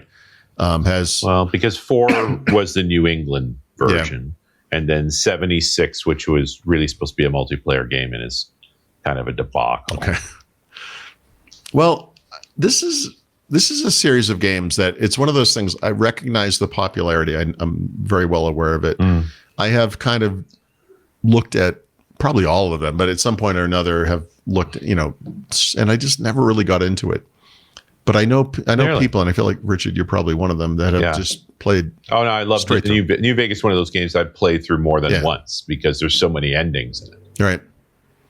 Yeah. But I don't know how much you know about the interplay of all the Fallouts. I know a little bit, and only because I was going to say the only Fallout I've completed was the TV series. But right. and you made the point, I think just last week, it's like the TV series is a hit. Where are the new Fallout games? Like, what are you doing? Right. Yeah. So, and I wonder if that's what Asha Sharma just said to them as well. I think I commented on this a week or 2 ago, but I don't remember. But, Phil Spencer, when he was running Xbox, had kind of made the point one time saying, look, no one likes to close studios, shut down games, lay off people, etc. But there is that, what have you done for me lately kind of effect where, you had this hit game 5-17, whatever years ago, but you're all sitting here drawing paychecks. I mean, I guess you're working on something, but you actually have to produce, and it's reasonable to feel. And they really haven't. Right. So but the history matters here, Paul. Like the original Fallout games were made by a group called Black Isle. Right. And then they get out Fallout 2, and they're working on Fallout 3 when they run out of money. And then Josh Sawyer and a bunch of the other guys that were behind Black Isle leave and form Obsidian, which was. But they don't own the rights to the game. It's Bethesda that buys the Fallout rights. Okay. But then Bethesda's in the middle of making Skyrim. Yep. So they then make a deal with Obsidian, and Obsidian makes 3 and New Vegas. So the guys who made the original Fallout games made those 2 as well. Okay, that's cool. Yeah, they built those, and then Bethesda went off on their own and made the train wrecks, right? For 4 and 76, without Obsidian. Right. So meantime, Obsidian's had their own problems, right? And their next version of Avowed is way behind. It looks like it's now canceled, and so forth. But the rumor coming through this current wave is that Obsidian's not involved in the remastering of 3 in New Vegas, even though it would make sense they would. No, it's this still the is same guys. you want a studio that just does this type of thing, like just remasters, yeah. But that Fallout, there is a Fallout 5 they're saying in pre-production, which really means they're just storyboarding inside of Bethesda. Yep. But there's also now a rumor that, because it's all Microsoft now, that Obsidian's been told, show us your best idea for next Fallout game. So I think there might actually be a competition between the two studios because so you have Bethesda with the license holder, although owned by Microsoft, who cares, and the old team inside of Obsidian. So, I didn't mean to give you the finger there. Sorry. That was inadvertent. This could develop into a situation like Call of Duty where you have multiple studios working on games. It's never going to be an annual thing, obviously, but it might make sense to have 2 in progress at any time, and then they kind of leapfrog each other, right? If you take the overarching storyline of Fallout, right, the post-nuclear war redevelopment, and they've always picked different geographies. Like you'd even easily pick 2 different geographies that have nothing to do with and different time frames, right? And everyone, it could be like the Stephen King universe, where every once in a while there's some vague reference to something that is from some other game, and everyone's like, oh, and like that kind of thing. And the TV show does the same thing, right? The TV show is its own unique little time and place. Although I guess they're going to Vegas this season, so we'll see what happens. But they sort of finished with a view to Vegas, and I mean, by far, and I'm sorry you never got into this, like the New Vegas time story was the most complex. It had the most fun in it. It was not a very straight line story at all. This might be an opportunity when these remasters come out. Maybe this is the right time to give it a shot again. It's like movies or any kind of content where it hits you at some point in your life and you're like, I don't know. And then years later, you're like, oh no, wait, this is, this is not interesting. Like I always use the example, like Rosemary's Baby, the movie. My wife and I watched that when we were first married, and we were like, this is terrible. Like, what is this? And then when we were in our 30s, probably at some point, we watched it again and we were like, oh no, this is great.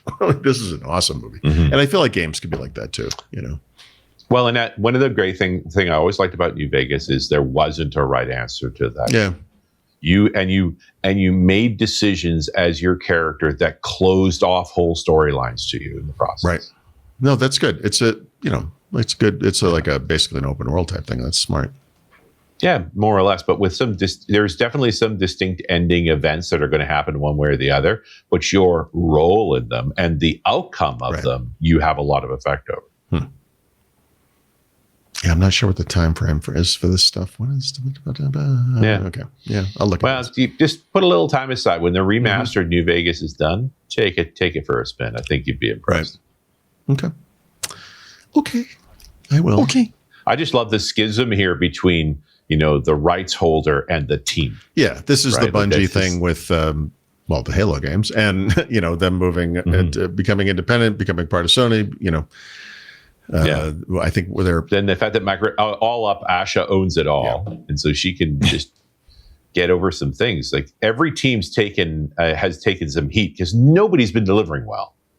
But the untangle on that is like, hey, the team that actually knows how to make successful Fallout games, admittedly a decade ago, but they might have sitting right there. I mean, those guys probably have good perspective on that now. I think you're exactly right, and a love for the story, right? Like just a passion for what that world was, and they haven't been able to work on it since I think New Vegas was 2012. Yeah, that's what I was right. So how many years has it been since? That's not the most recent one, is it? No, it's 4. No, it's 4 and 76 come after that. But still, it's been 8-10 years more. I mean, it's been a long time. Yeah, the 76 is now playable. It was just plain broken when it first shipped, but they've kept patching it. Okay. And I never loved it. I mean, there was a couple of storylines where you time traveled back to during the war in the armor and you did the Battle of Alaska and stuff like that. Like there was some cool stuff in there. You like New Vegas better? Which one did you like the best?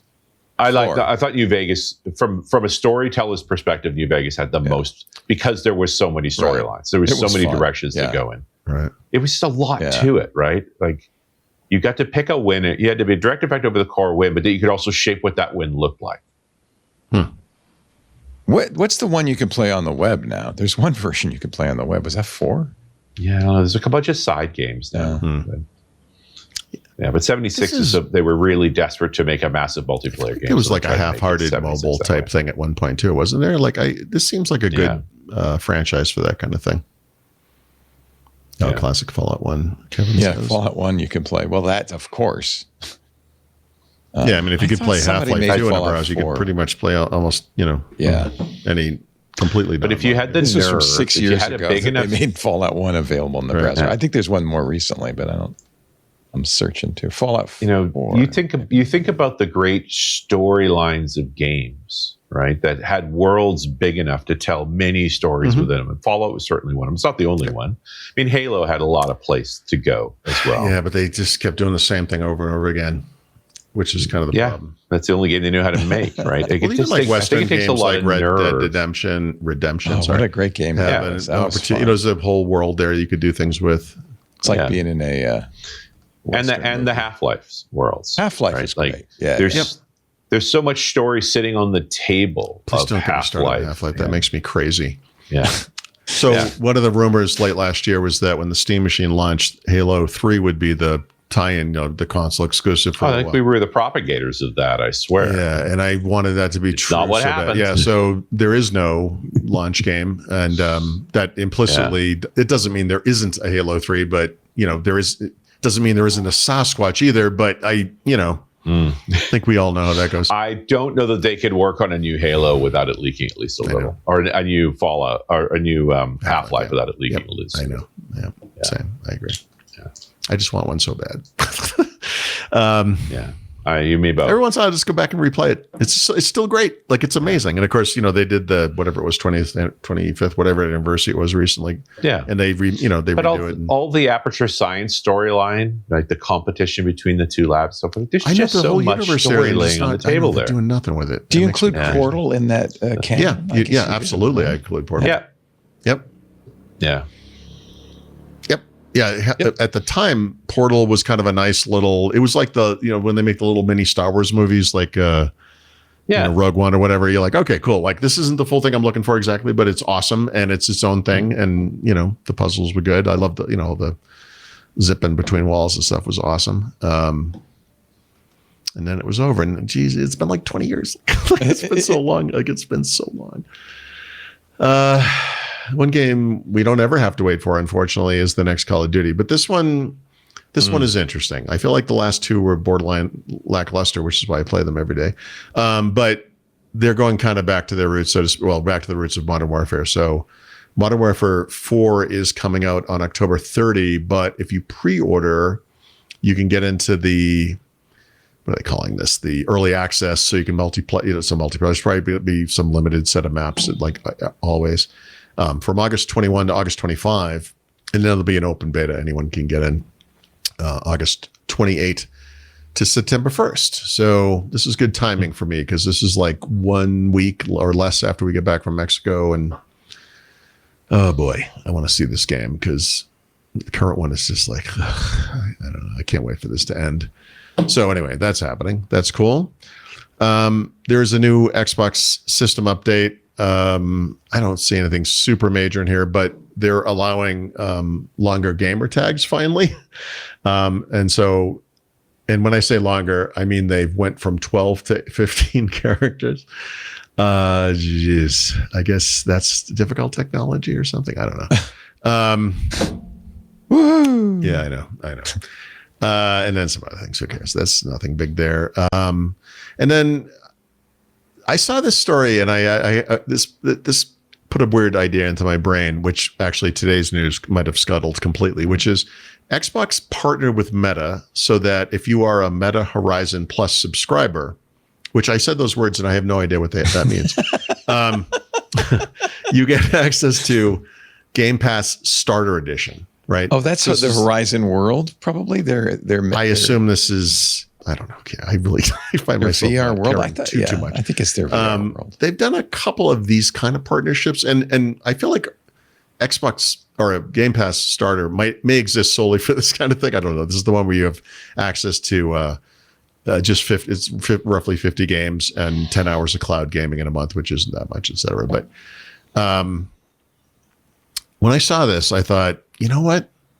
What if, as part of this simplification of Xbox or whatever they're doing, what if they get rid of Game Pass? And I don't mean like close it down.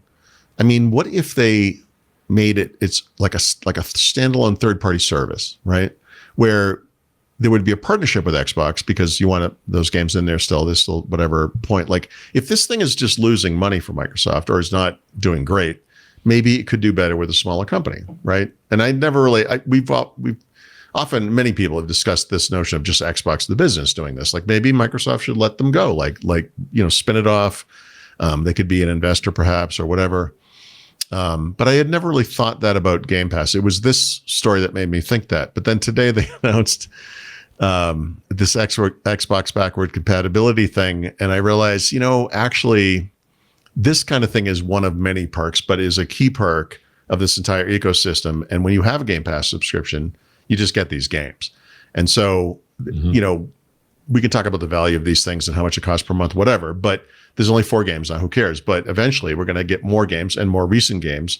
And I mean, that might actually, that alone, and not really, but almost should justify this subscription. So I had that brief flight of fancy, and then I was like, actually, no. I think this. Hey, Leo, this is Quicksilver. If you can hear me on the MacBook, the device voice routing is working. Sorry. Sometimes my agents just talk on their own.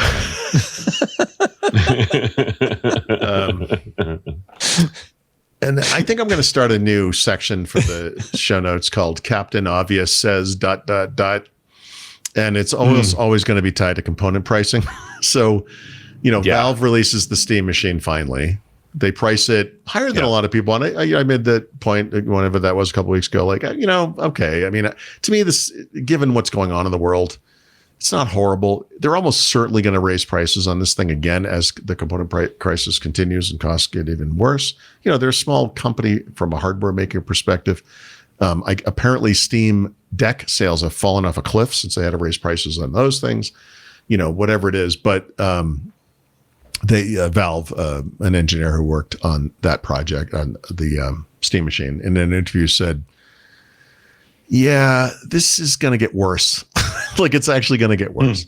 And it's going to get worse for many years, And when we first started talking about this last year, it was like, well, okay, it's going to go past the end of the year.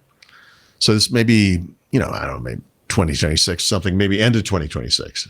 And that's like, okay, actually, this is probably going to go into 2027. And now it's like, well, it's going to go all the way through 2026. This might just be the way it is for the rest of our lives. I don't even know. Like, I don't know where this ends. I don't know how it ends. Apple just did they have not announced this, but Mark Gurman reported that they're going to have what is essentially a lease to own program that replaces the iPhone upgrade program, where you're probably going to be able to. So the iPhone upgrade program, you paid monthly for a year, but with this new program, you're probably going to pay monthly for 2-3 years, depending. And the idea there being that the monthly cost goes down dramatically, and then you get to own the thing at the end if you want to, or you can trade it in and keep going with a new phone or whatever. And oh man, I have to say what this industry needs more than anything is more subscription services. So this is fantastic. Like, right? I mean, like a subscription service for hardware now, like, goddamn. Like it's a little alarming. I mean, look, if you're good with money and you can get like a zero interest, whatever it is, like an app, like the Apple Card does this for Apple products. So, whatever this program is that's coming, and you can purchase a thing and have it spaced out over whatever the time frame is. But then your intention is, maybe I'm going to pay this off in 2 months or 3 months, not the full year or 2-3 years, whatever it is. Like that's good. If you're responsible and you can do that kind of thing, it's great. And it depends on how the interest is structured. Yep. Yeah. Ideally, this would be 0%, percent interest. But in which case, then you're foolish to pay up front. You should just pay it monthly if you're just the reason I do exactly that every time I buy an Apple product, because even if I can pay it off immediately, and I usually do pay it off almost immediately, like why not just do that? Like you never, the whole if your whole life falls in a toilet, like this, you might be happy you did this. It's not going to hurt you in any way. You're not paying more for it. Well, here's another spin on exactly that concept. Do you know what the Oslo earbuds are? This is the sleep earbuds. These are sleep earbuds, right? And they were made by guys who left. These are several $100s, right? They're expensive. Yeah, like $400, right? Or $300 US. And they only last. They're warranted for a year, and you're lucky if you get 2 from them because the battery in them is tiny. You wear them every night, so they go through a lot, right? It's like it's perfectly reasonable. So they also offer them in a $25 a month subscription. And you just keep going with replacements. Right. Yeah, that's key. So from a price perspective, it's the price of a year anyway. Yep. But you, as soon as it breaks, you just get another one. Yeah. Now you might be. I don't have that service in Canada, so I'm just buying my second pair. So my first pair has failed now, right? And by pair I mean one of them, which is frustrating. How that I have my own story about this. But there's a real case for, and so my math works out. It's like, that's about what I'd pay if I've been paying a Just do it subscription anyway. Except now I have to. So I have to make the commitment to buy Soundcore, sleep earbuds, and I love them, but also kind of hate them. And I hate that I need them, but they work pretty well. But every once in a while, I'll pop them in, and the left one is not charged, so they're in a charger case. Yep. And I can just do this thing where I kind of rub my finger over the contacts. I do it on the earbud itself. I put it in and starts charging. And but the problem is I don't think about it. So I'll go to bed. I'm like, here we go. And one of them, I got whatever nature sound or something over here, and nothing here. And it's like, okay, it's maddening, So when these things fall apart, which I feel like will happen in the next 15 minutes, I'll look at that. That's interesting. I think I didn't go with those because they were more expensive, They're more expensive and they don't last any longer, and they're warranted for a year for a reason. Yep. But if you pay for them in a subscription, again, we're back to the subscription model, because here's the other side of that in a subscription model. They have a continuous income.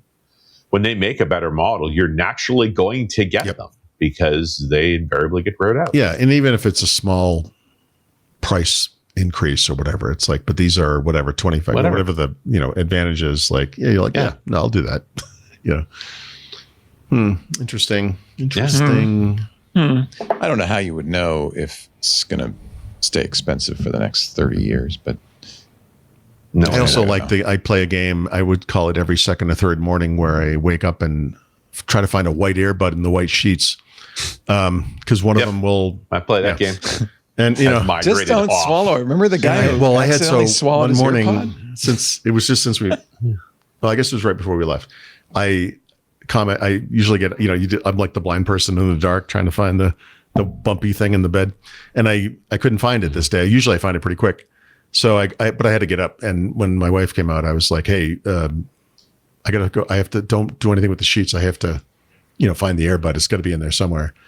And then 5 minutes later, she goes walking by with this bundle in her arms of the sheets to bring them into the laundry. I'm like, what the hell are you doing? I mean, I just told you not to go. It's just, she shakes the thing. It's a little dunk, dunk, dunk, goes bouncing out of this ball of sheets. There you go.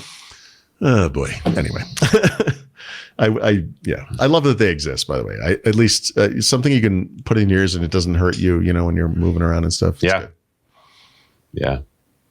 Well, I knew I was really going to need this pair going fishing, because I'm fishing with some serious snores like this. Yeah, it's like a room full of sleep apnea. Out in the woods.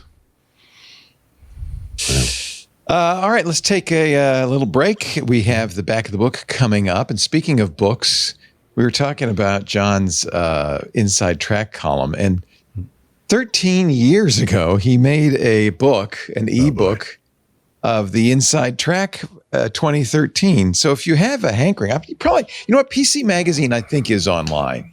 So you could probably go through all the old PC magazines. But this is $10.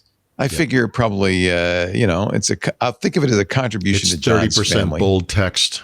Yeah. Well, it's funny. I don't think the bold text survived the move to Kindle. That was my favorite part of it. Well, I know. Little blurbs, like you said, the ellipses, and then, bold. Here's what he says about video game consoles. Now, remember, this is 13 years ago. Right. When Microsoft, I'll do it in his voice, brought out its first Xbox, it followed suit quickly with the Xbox 360. I was convinced that its pace of rapid upgrading and innovations would blow away the rest of the competition. In this business, I noticed that platform improvements took almost twice as long as they did for the PC industry. By speeding up the process, nobody would be able to keep up with Microsoft. Instead, Microsoft decided it might as well go as slow as the rest of the console folks, and hasn't done anything now for 6 years. This is 1 year, I think, before the Xbox One came out, but that went great. So don't worry about it. 2013, So, is the console business dead? I think it is. How many polygons do you need anyway? Oh my God, that's amazing. Perhaps we should take a hint from the auto industry. K is enough for anybody. You know what? I'm convinced always did this on purpose. Yeah, to be this was intentionally provocative. Yep. It was a great way for him to, I can tell you, it was the original link. If you're a gamer, you know how many polygons you need? All of the polygons. All of the polygons. Yeah. Polygons. I don't even want polygons. I want actual. I want the polygons to be so small, I can't see the polygons. Right. Exactly. Anyway, I bought the book because I thought, that's great. I love John, and maybe a little bit it goes to Mimi. I don't know. That's amazing. It's still online. It's a very slow site. So if it's not coming up for you, it's because everybody else went there. InsideTrackBook.com. I just wanted to real quickly, one of the things John really innovated on No Agenda was no ads, just listeners. John's, and actually Adam Curry's innovation was to, have listeners support the show. And, a few years ago, we thought about it and said, that's not a bad idea. And we started Club Twit. Now, we don't require you to join the club. You can still listen to the show. And we do still do ads because what we have always found is that we couldn't do as many shows. Remember, John just did one twice a week, but that was it. We couldn't do all the shows we wanted to do. So we do have ads. But if you would like to join the club, that would really make a difference to our bottom line, to keeping us afloat. About 30%. Is it 30% now of our operating costs, Lisa, come from the club? 25 to 30%. I don't know what the current number is. That's significant. That's significant. 35%. She just checked. Yeah. So it's going up. She said, I didn't have to check. I just know. It's the only reason we're still on the air, ladies and gentlemen. Join the club. $10 a month. You get ad-free versions of all the shows. Because if you're giving us $10 a month, we don't need to show you ads. You also get in those ad-free versions. We can't do it in the ones with ads, but we can do it with the ad-free chapter markers. So you can jump around to the parts you like. You get access to the Club Twit Discord, which is a crazy fun place to hang out. Actually, that's how we learned about John from the club members. They're really very active. You also get all those special shows we do for club members. We're going to do a special edition of the AI user group this Friday. We call it Token Time, where we just see how many tokens we can use in an hour. No, we're all going to have our little projects. I'll show you what I'm working on. You show me what you're working on. And we've decided there's so much interest in the AI user group that we could probably do that twice a month from now on. So that's the kind of thing we can do. There's no advertising for that because of club members. Twit.tv/clubtwit. If you are not a member, please consider joining it and supporting independent podcasting. I think it's pretty darn important. But enough of that. Now on with the show. Enough of that. I actually, as a follow-up, if Token Time is not you guys trying to spend the most tokens, I need you to change that show to be that. That sounds amazing. Yeah. What they have those coding competitions where it's the most obfuscated whatever. Yeah. Like that's this for AI. That's amazing. Like we're going to break into the Pentagon today. Let's see if we can do this, Yeah. Can we set fire to a data center by token load? Token burning. We'll token max this Friday, 2 p.m. Pacific. Token maxing, yes. Eastern in the club. Yeah. Now, back of the book, starting with Mr. T. I mean, I'm just saying I would watch it. Okay. You got it. That's what we'll do. So one of my now longtime tips for Windows users, and this is something that's a pain point for me because of how many computers I use, right? Because I review laptops, but I also, I'm resetting computers all the time. I've never really kept track of this for any amount of time, like whether it's a year, 6 months, month, whatever. But, I review 20 to 25 laptops a year. So, but I also have my own computers and I also, I write books and whatever I'm doing, for Windows changes and I need default configurations and stuff, whatever. So being able to automate any of this process is key. I can't automate the setup of the Windows laptop because that it comes out of the box like that. And that's part of the experience too. But I try to automate as much as I can when it comes to the other parts of this, which are the apps, which is, you install the apps, but you also have to configure those apps. And then you have to also configure the system. And, Windows has its own kind of junky tool for that. If you want to do like a Windows backup restore thing, it will do some of it. Like, it's not horrible.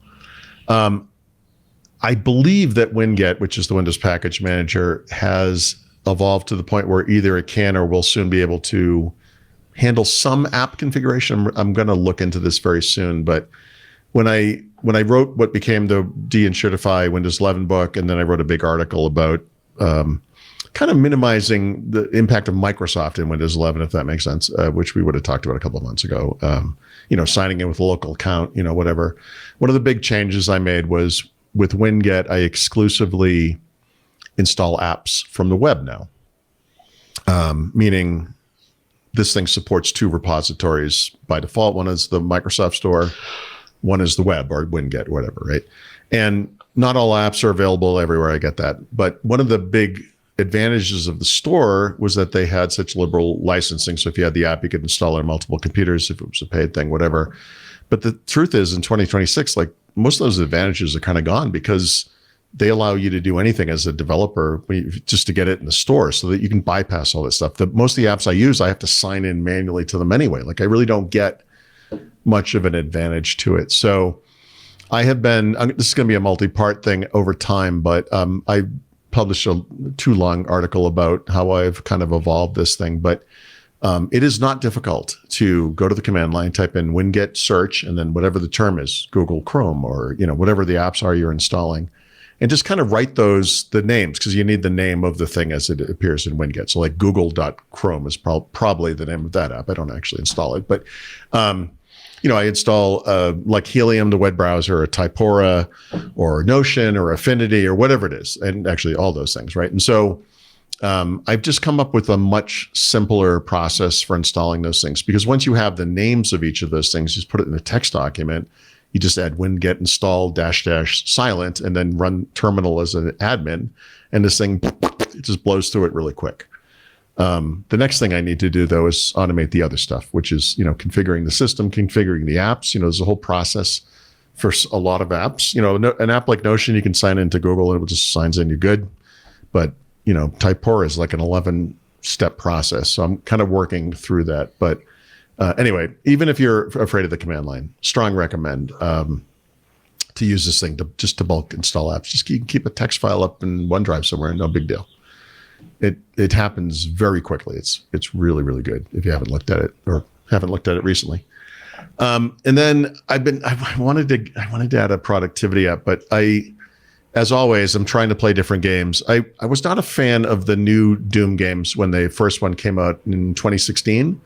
And then Doom Eternal came out X number of years later, I don't remember. They felt like you were kind of running on ice, like it was, you were gliding around. It didn't have the same feel as the original game.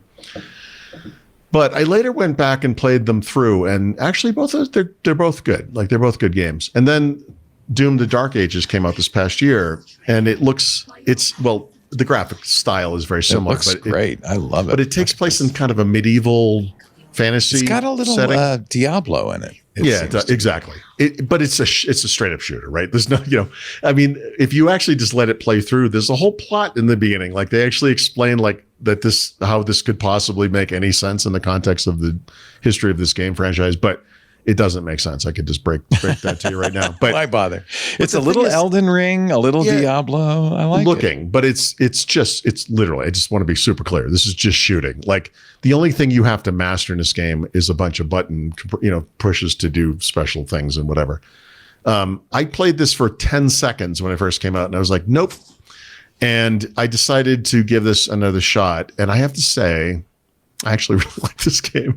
I'm surprised how much I like it. Looks pretty. It's worth looking at. I must get it through Game Pass, because I don't believe I ever paid for this. I may pay for Game Pass, but it's a beautiful game. You are gliding on ice. I mean, I guess you just get used to that or whatever. Most people probably don't care, but do they do that so you won't get seasick? I believe what they're trying to do. Make me queasy sometimes. So if you think back to Wolfenstein 3D, right?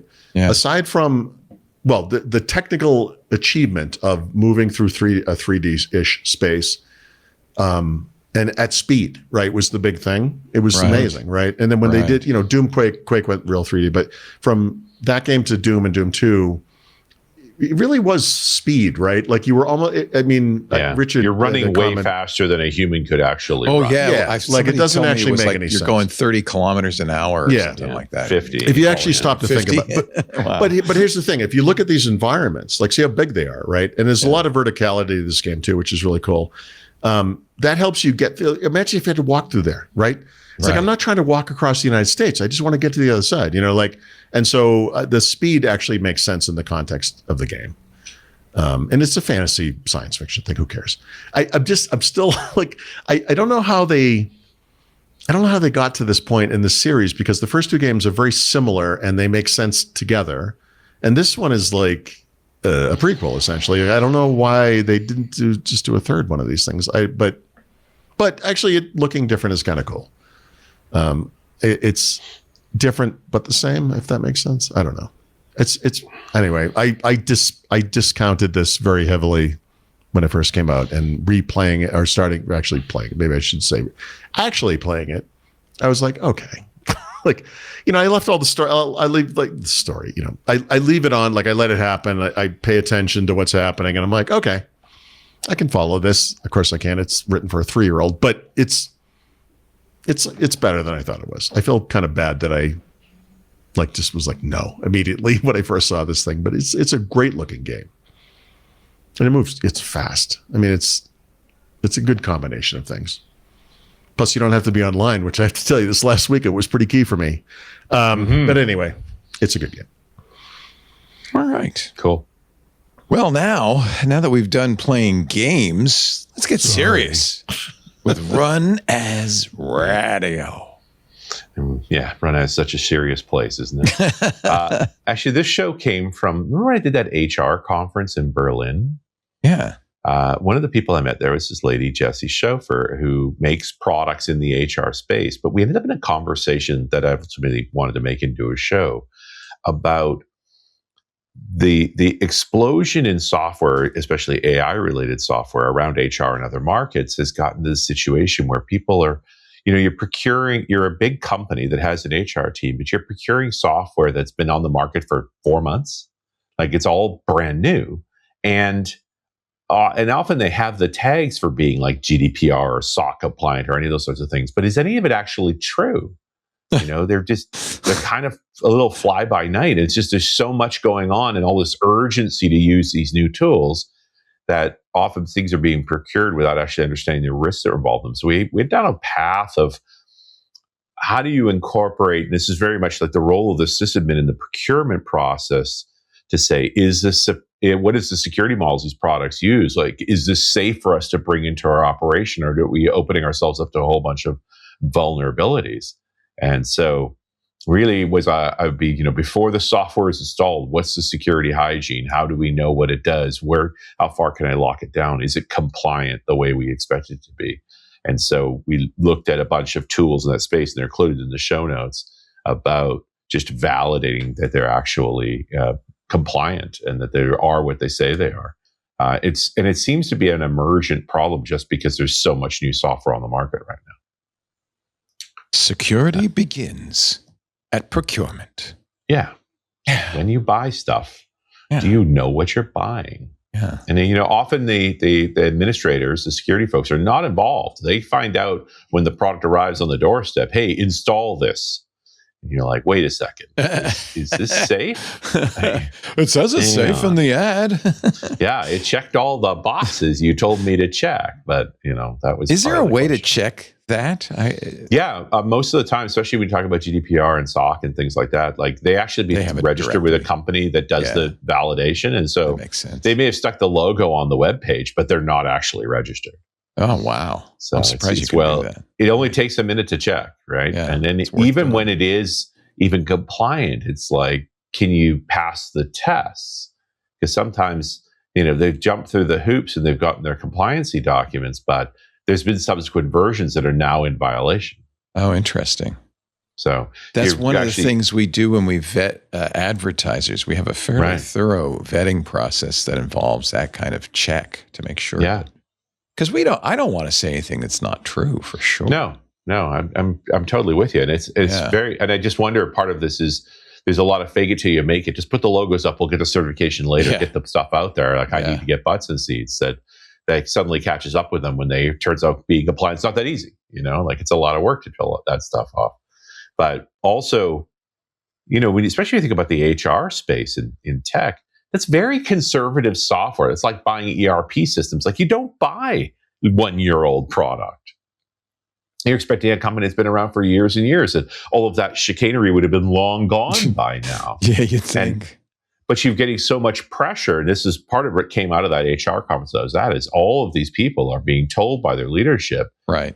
Get us in AI, and so they're looking at products that under normal circumstances they would never consider, just because they're so young and unvalidated, and no case studies, no proof that anybody else is actually using the product. We always look for case studies on their websites. Yeah, that's really important. And if you're smart, you're calling a couple of those customers up and figuring out if they're real. Right? Like it's for an hour or so. If you're going to spend thousands of dollars, it's worth checking. Yeah. And if you're going to rely on it for security, for sure. Yeah, and you're going to train your whole organization on it. Like I know the licenses cost money, but the training's huge. Right. And if it's wrong, getting it back out is not small. Right. Yeah. The migration is hard. All of that is hard. When we talk about total cost of ownership on software, the license barely counts compared to the amount of effort it went into getting it integrated in the system and getting everybody on board. Really good point. Those are much larger numbers. Yeah. And so you don't want to find out after you've spent all of that money and energy that you have a product that's just going to do damage to your company. No kidding. And it's a non-zero concern. So it's really been a part of the conversation. And so it was fun to dig into that with Jessie. And she's in the space. She's making product and doing validation and really dealing with that and finding out, it's a lot of chicanery going on. It's not good. We're in a tough spot. And it's almost they're taking advantage of the pressure that leadership is putting on their organization to move quickly in the space. Run as Radio. Episode 1046, runasradio.com. Yeah. Did you always put those out on a Wednesday, or did you move it so that we could plug every Wednesday? Yeah, it's been every Wednesday since April 7th, April 11th, 2007. Never miss a Wednesday. Longer? Wow, 2007. Yeah. Wow. Yeah. You're going to have your 20th anniversary next year. Yep. Congratulations. Yeah. All right. I think you've earned a little a tipple, as they say. Boy, I tippled last night. Thank you very much. He's a tippler. And you are in Nebraska. I am in Nebraska. So, of course, I went out last night through a few of the speakeasies trying to find a bottle of Nebraskan whiskey, because there is such a thing.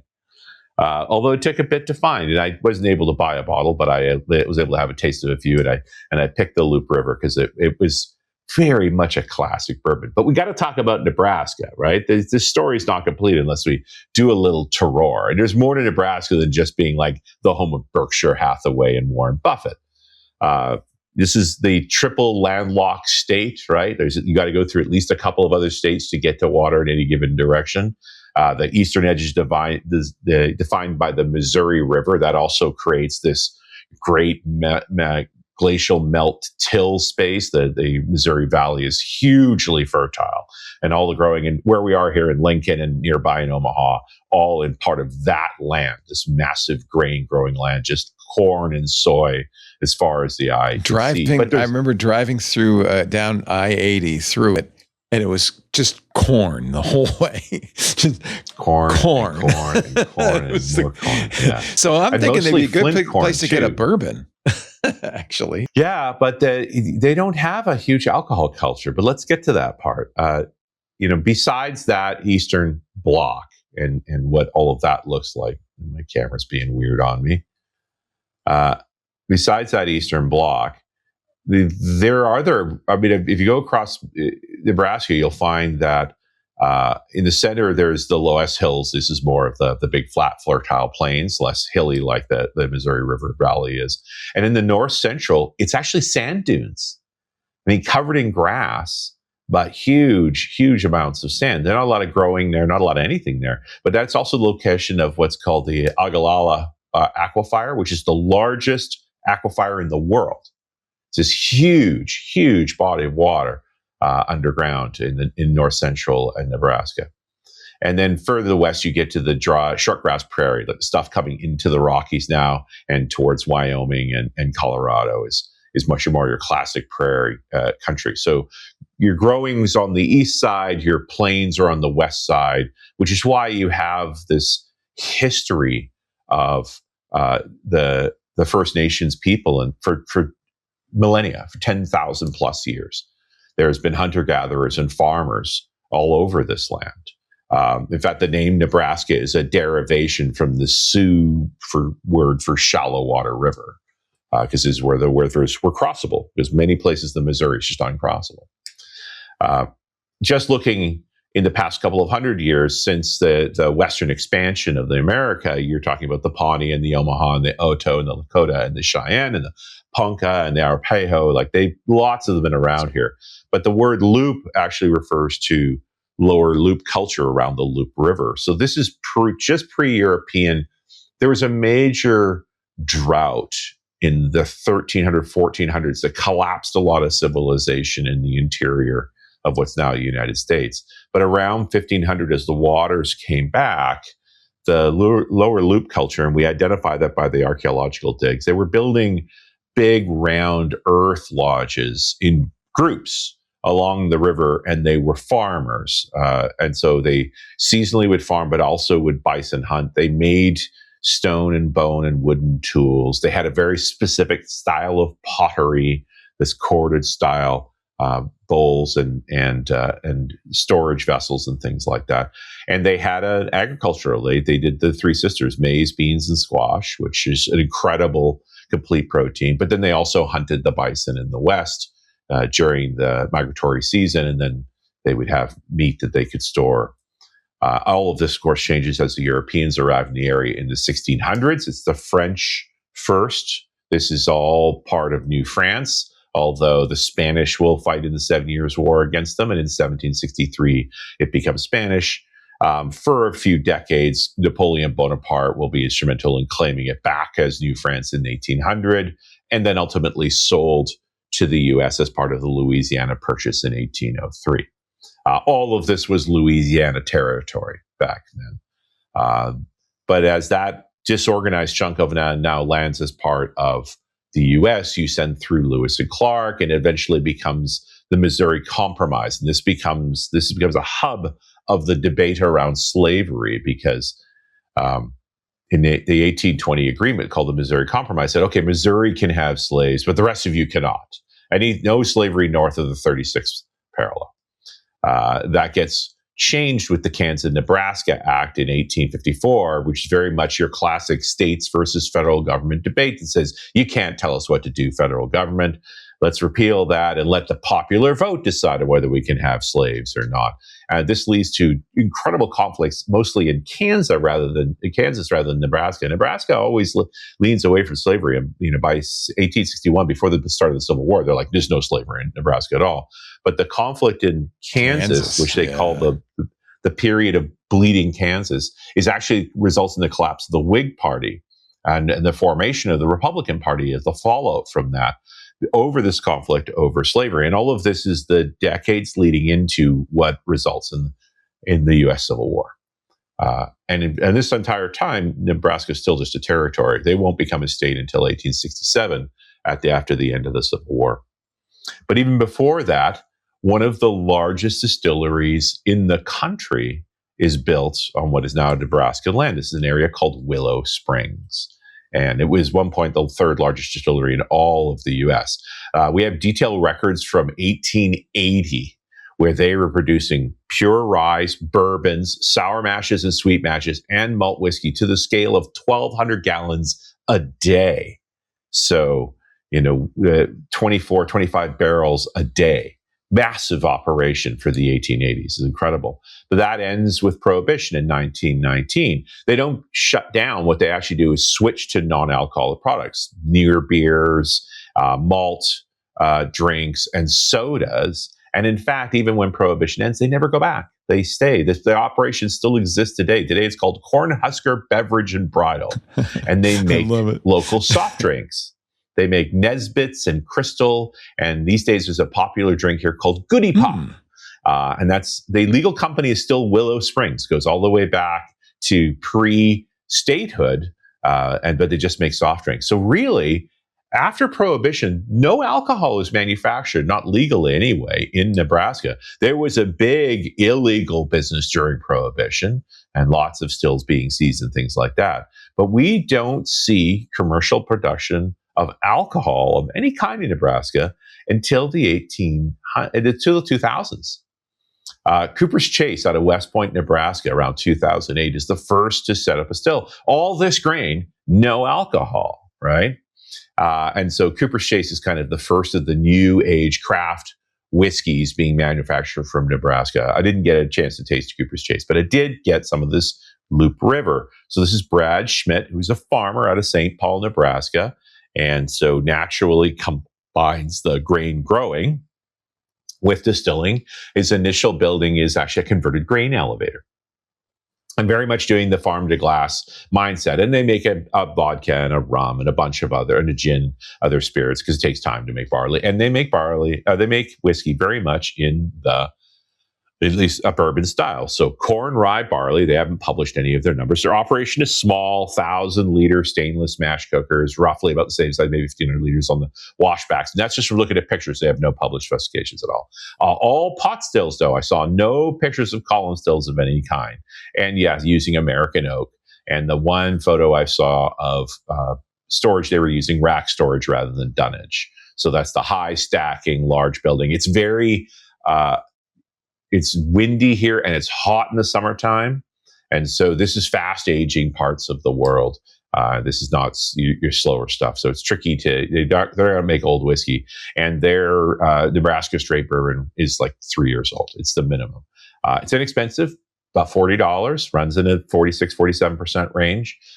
It's basically not outside of Nebraska. There's really been no push to sell nationally. It's hard to find. You've got to be here to get it. But let me tell you, that's as good of any bourbon you've ever tasted. What? That Loop River. Really? Just beautiful. Perfect bourbon. Little caramel note, a little bit of that vanilla note. It was lovely. That's amazing. And it was cheap. We got 3 doubles for $25 at Jake's. And I'm like, what are we drinking? Like, what are you tasting here? And he goes, I don't know, this could be any Kentucky whiskey I've ever had. Like, it's beautiful whiskey. I'm like, yep.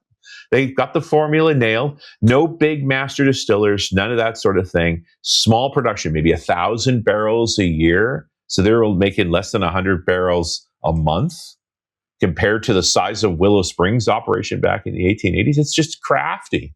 But yeah, local whiskey made by local guys for a local market. I'm there for no it. kidding. It's beautiful. It was great stuff. Just really, if you're in Nebraska, drink the local whiskey. By the way, not that easy to find. Right? There's plenty of, there's Maker's Mark everywhere, there's Jack everywhere, there's Woodford everywhere, goodness knows. And lots of Angel's Envy too. But it took me a few stops to find a bar that had a little bit of Nebraskan in it. And then we drank it all. Because it was really a cool, nice. skinny little bottle too. How much left in the bottle? We'll take it. Would you say you have a little bit of Nebraska in you? Well, at the moment I do. Yeah. But, as soon as I finish recording here, it's probably going to land in the past. They make gin and vodka too, but it's the whiskey they do indeed. You want to try, I think. I was there for the whiskey, and there was a few choices, but the bourbon they make a rye as well. Nice. But the bourbon was the one we could get, and it was a classic. It was right on. Nothing weird about it. I could have taken a tour this morning, but it was only so many hours in a day. So I just had a chance to have a taste of it last night. One of the speakeasies. It was a great time. If you're in Omaha or Lincoln, grab some. There's a few others. I mean, obviously Cooper's Choice, the original from the craft set. There's also Sideshow. So they've got it nailed. It's good grain country. It's like they know how to party in Nebraska too. They're definitely having a good time. This place has a good time. It's really cool. It's been years since I've been here. Yeah, we'll have a great time. The speaker's party is tonight, so I've got my party shirt on. And then tomorrow, keynote at 8:30. Nice. Well, Loop River Distilling, you just got the best plug you ever had in the whole wide world. And that is going to join all the other recommendations. And by the way, not a few dis-recommendations on our whiskey playlist, which you can find at twit.tv/whiskey. More than 100 of these segments, beginning with how whiskey's made, the origins of whiskey, and covering a whole bunch. Are you going to ever run out, you think, Richard? Dude, I've got a list of just Scottish that's 200 plus whiskeys. And then everywhere I go, because of the craft whiskey movement, like, you know, the best thing about this job, Leo? I meet new whiskeys all the time. Like, just that Sanctuary I did a couple of weeks ago, like, I'm keeping a bottle. That bottle's gone, by the way. Like, it's clear. If I take I do the sample on the screen and so forth, and maybe it stays on my desk for another day or two. Then it goes upstairs into the cabinet. And sometimes I come upstairs in that cabinet, a week or two later, and that bottle is gone. And I'm like, okay, that is approved. Nice. Just every so often, I find when it's Stacey's like, yep, that's a good one. Oh, she shares them with you. Oh yeah, she'll take them out for a spin if she likes them. Yeah. They'll be in an old fashioned pretty fast.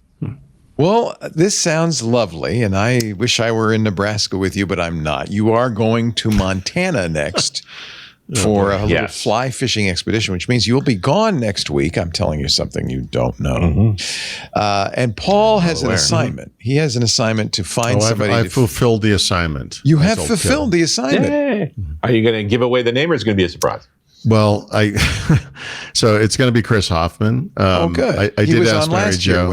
year Yeah, I did ask Mary Jo. She just, what does she say? She says, never go near that Leo again. He's so handsy. Let me see. What does she say? She said no. But by the way, you've stayed in touch with her. You're good friends. Yeah, no, we texted. She's just done with podcasting. She's actually, what she told me, honestly, was she feels out of the loop when it comes to Windows right now. Sure. She doesn't understand that we don't care what we care about is what she thinks of she literally said, she said, please tell them I'm happy that people are interested in that, but I just don't feel like I should be doing it. Like she just doesn't feel like she's in the loop is the way she said it. Yeah. Yeah. People tell me that all the time. Like, I can't be on Twitter. I don't know anything about what's going on. And I say, we don't want you. I've been doing it for almost 20 years. Anyone could do this. I don't know what's going on. You're here to have fun. Yeah. Oh, well, we tried. Chris is great too. Nothing to knock Chris. Yeah, no, of course. I mean, and Chris you know what's great invested. about Mr. Richard Campbell? He misses very few shows. He does his. That was in the original plan, right? Like originally, it's like, look, I travel a lot. I know. Well, this portable rig started working really well, and the listeners seem to like this whole "Where's our host I love it thing. Now I noticed you're wearing a mic on your lapel mic today. Yeah, that's new. This is the new. This is the new Rode. Right? I think this sounds fantastic. Thank you. Doesn't it sound great? So, by the way, this is possibly my favorite Leo story, but 2 summers ago, I think it was, we were here in Mexico, and I was like, I have the older Rode, and I desperately wanted to use this instead of all this stupid equipment, So I put this thing on. I left the real microphone in front of me just to see if anyone would notice. You fooled me. No, I did not fool you. That's why the story is so awesome.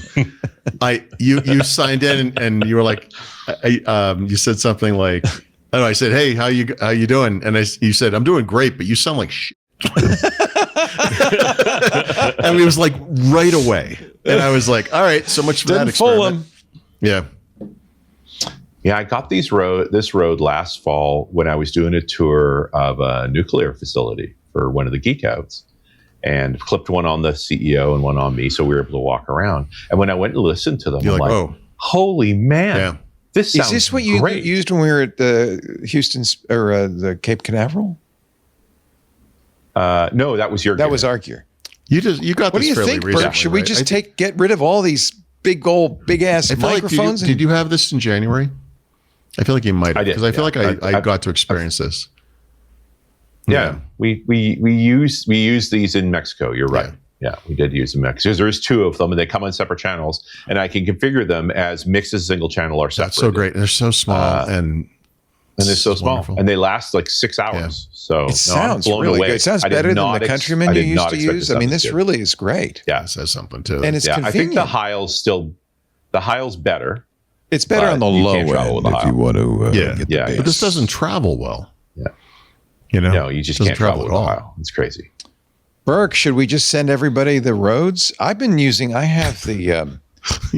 these new Rode micros are stunning. I have the new, is it the Insta or the DJI? I think it's the new DJI lapel mics. I should try that. Yeah, the pair of them. And that one comes with the camera, right? The portable camera. Right. Has a microphone. Oh, I got the Insta. Okay. Thank you, Anthony. Yeah. Kevin, our producer, says the Heil's still best to my ears. Yeah. No, true. No, I agree. But you can't carry this thing around. Like if you travel, Richard travels all the time. But I am putting together a mobile kit. And I think that's. Remember how I struggled with the Heil in Hawaii? It was like I couldn't. I endn't up paying attention. Yeah, it's terrible, right? It's too much gear, right? And it's really hard to set up. It's super easy to get damaged. You just want to carry this stuff. But I'm always afraid of traveling with those large diaphragm microphones because they take a few hits and you collapse the diaphragm and you've ruined a $500 microphone, right? Break them. Yeah. Then they sound like they get buzzy. They don't. Zzz. Yeah, and there's no fix to that, right? Like they're we have quite a few dead Heils, actually, broken Heils. Yeah. Say that. And that's the reality is they wear out, right? Like eventually the diaphragm collapses. My friends, you have been listening to a fabulous show called Windows Weekly. We do this every Wednesday, 11 a.m. Pacific, 2 p.m. Eastern. That's 1800 UTC if you want to calibrate your global clock. And the reason I tell you that is because you can't actually watch this live if you want the fresh version. We stream it live to 7 different places. One is the Club Twit Discord. So if you're a club member, you could watch there. I have to say Discord's not the best live streaming video platform. So most of our club members will have the chat in Discord open, but then we'll be watching on another channel, mostly YouTube, but there's Twitch, there's X.com, there's Facebook, there's LinkedIn, and there's Kick. So total of 7 different ways you can watch. You pick the one you like the best. If you're chatting in any of those, I do see the chat. We have a combined chat that I can watch. Let's see, what else? You don't have to watch live. I guess that's the other point. You can always download a copy of the show. We have audio or video at twit.tv/WW. There's also a YouTube channel dedicated to Windows Weekly. And probably the best thing to do for any of our shows is subscribe in your favorite podcast player so you get it automatically. You don't have to think about it. And you get the audio or the video. And of course, club members have their own personal link, which allows them to have the ad-free version with chapter markers. If you, we've updated our newsletter. I think it looks really great. Ty McClarty did a great job. He's our marketing guy. Take a look at that. If you're not a member, if not, you don't have to be a member. If you're not a subscriber, just go to twit.tv/newsletter. It's free. And it gives you an update on things that are coming up. It's a good way to keep up on shows that are coming because we do have some unusual things coming up. For instance, we're going to be doing Windows Weekly from Black Hat in a couple of weeks in August. Yeah, that's in 2 weeks, right? Yeah. Yeah, it's right after fishing. Right after fishing. We will be live in Las Vegas at the Threat Locker booth, and you can come visit us. Of course, the newsletter would have told you that. You'd already know it. And let's see. I guess that's really all of the paperwork. We have stamped your visas, and you may now exit Windows Weekly country. But do come back next week, okay?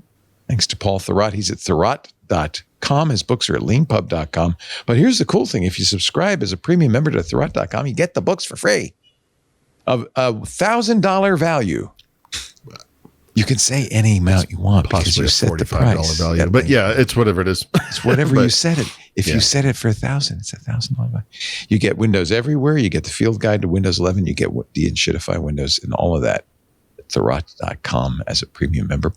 Richard Campbell is at runasradio.com. That's where you'll find the latest, all the episodes, all 1,000 some episodes of Run As. You'll also find .NET Rocks, the show he does with Carl Franklin. And in there, in the .NET Rocks feed, there are a lot of geek outs. Some really interesting stuff. You know, Richard likes to dive deep into this, and you should look at. Is there any way to just kind of find the geek outs? Are they named Geek Out? Yep. Yep. Okay. When you search on Geek, you'll get just those. The latest one is data centers in space. Yeah. Elon says next year. Elon says a lot of things. He says a lot of things. And, putting one of them up is one thing. Yeah. Maybe, you know what? Maybe the first one will go up next year. That's credible. Yeah. That maybe is credible. Thank you, Richard. Thank you, Paul. Thank you, all you winners and dozers. We will see you next week on Windows Weekly. Bye-bye.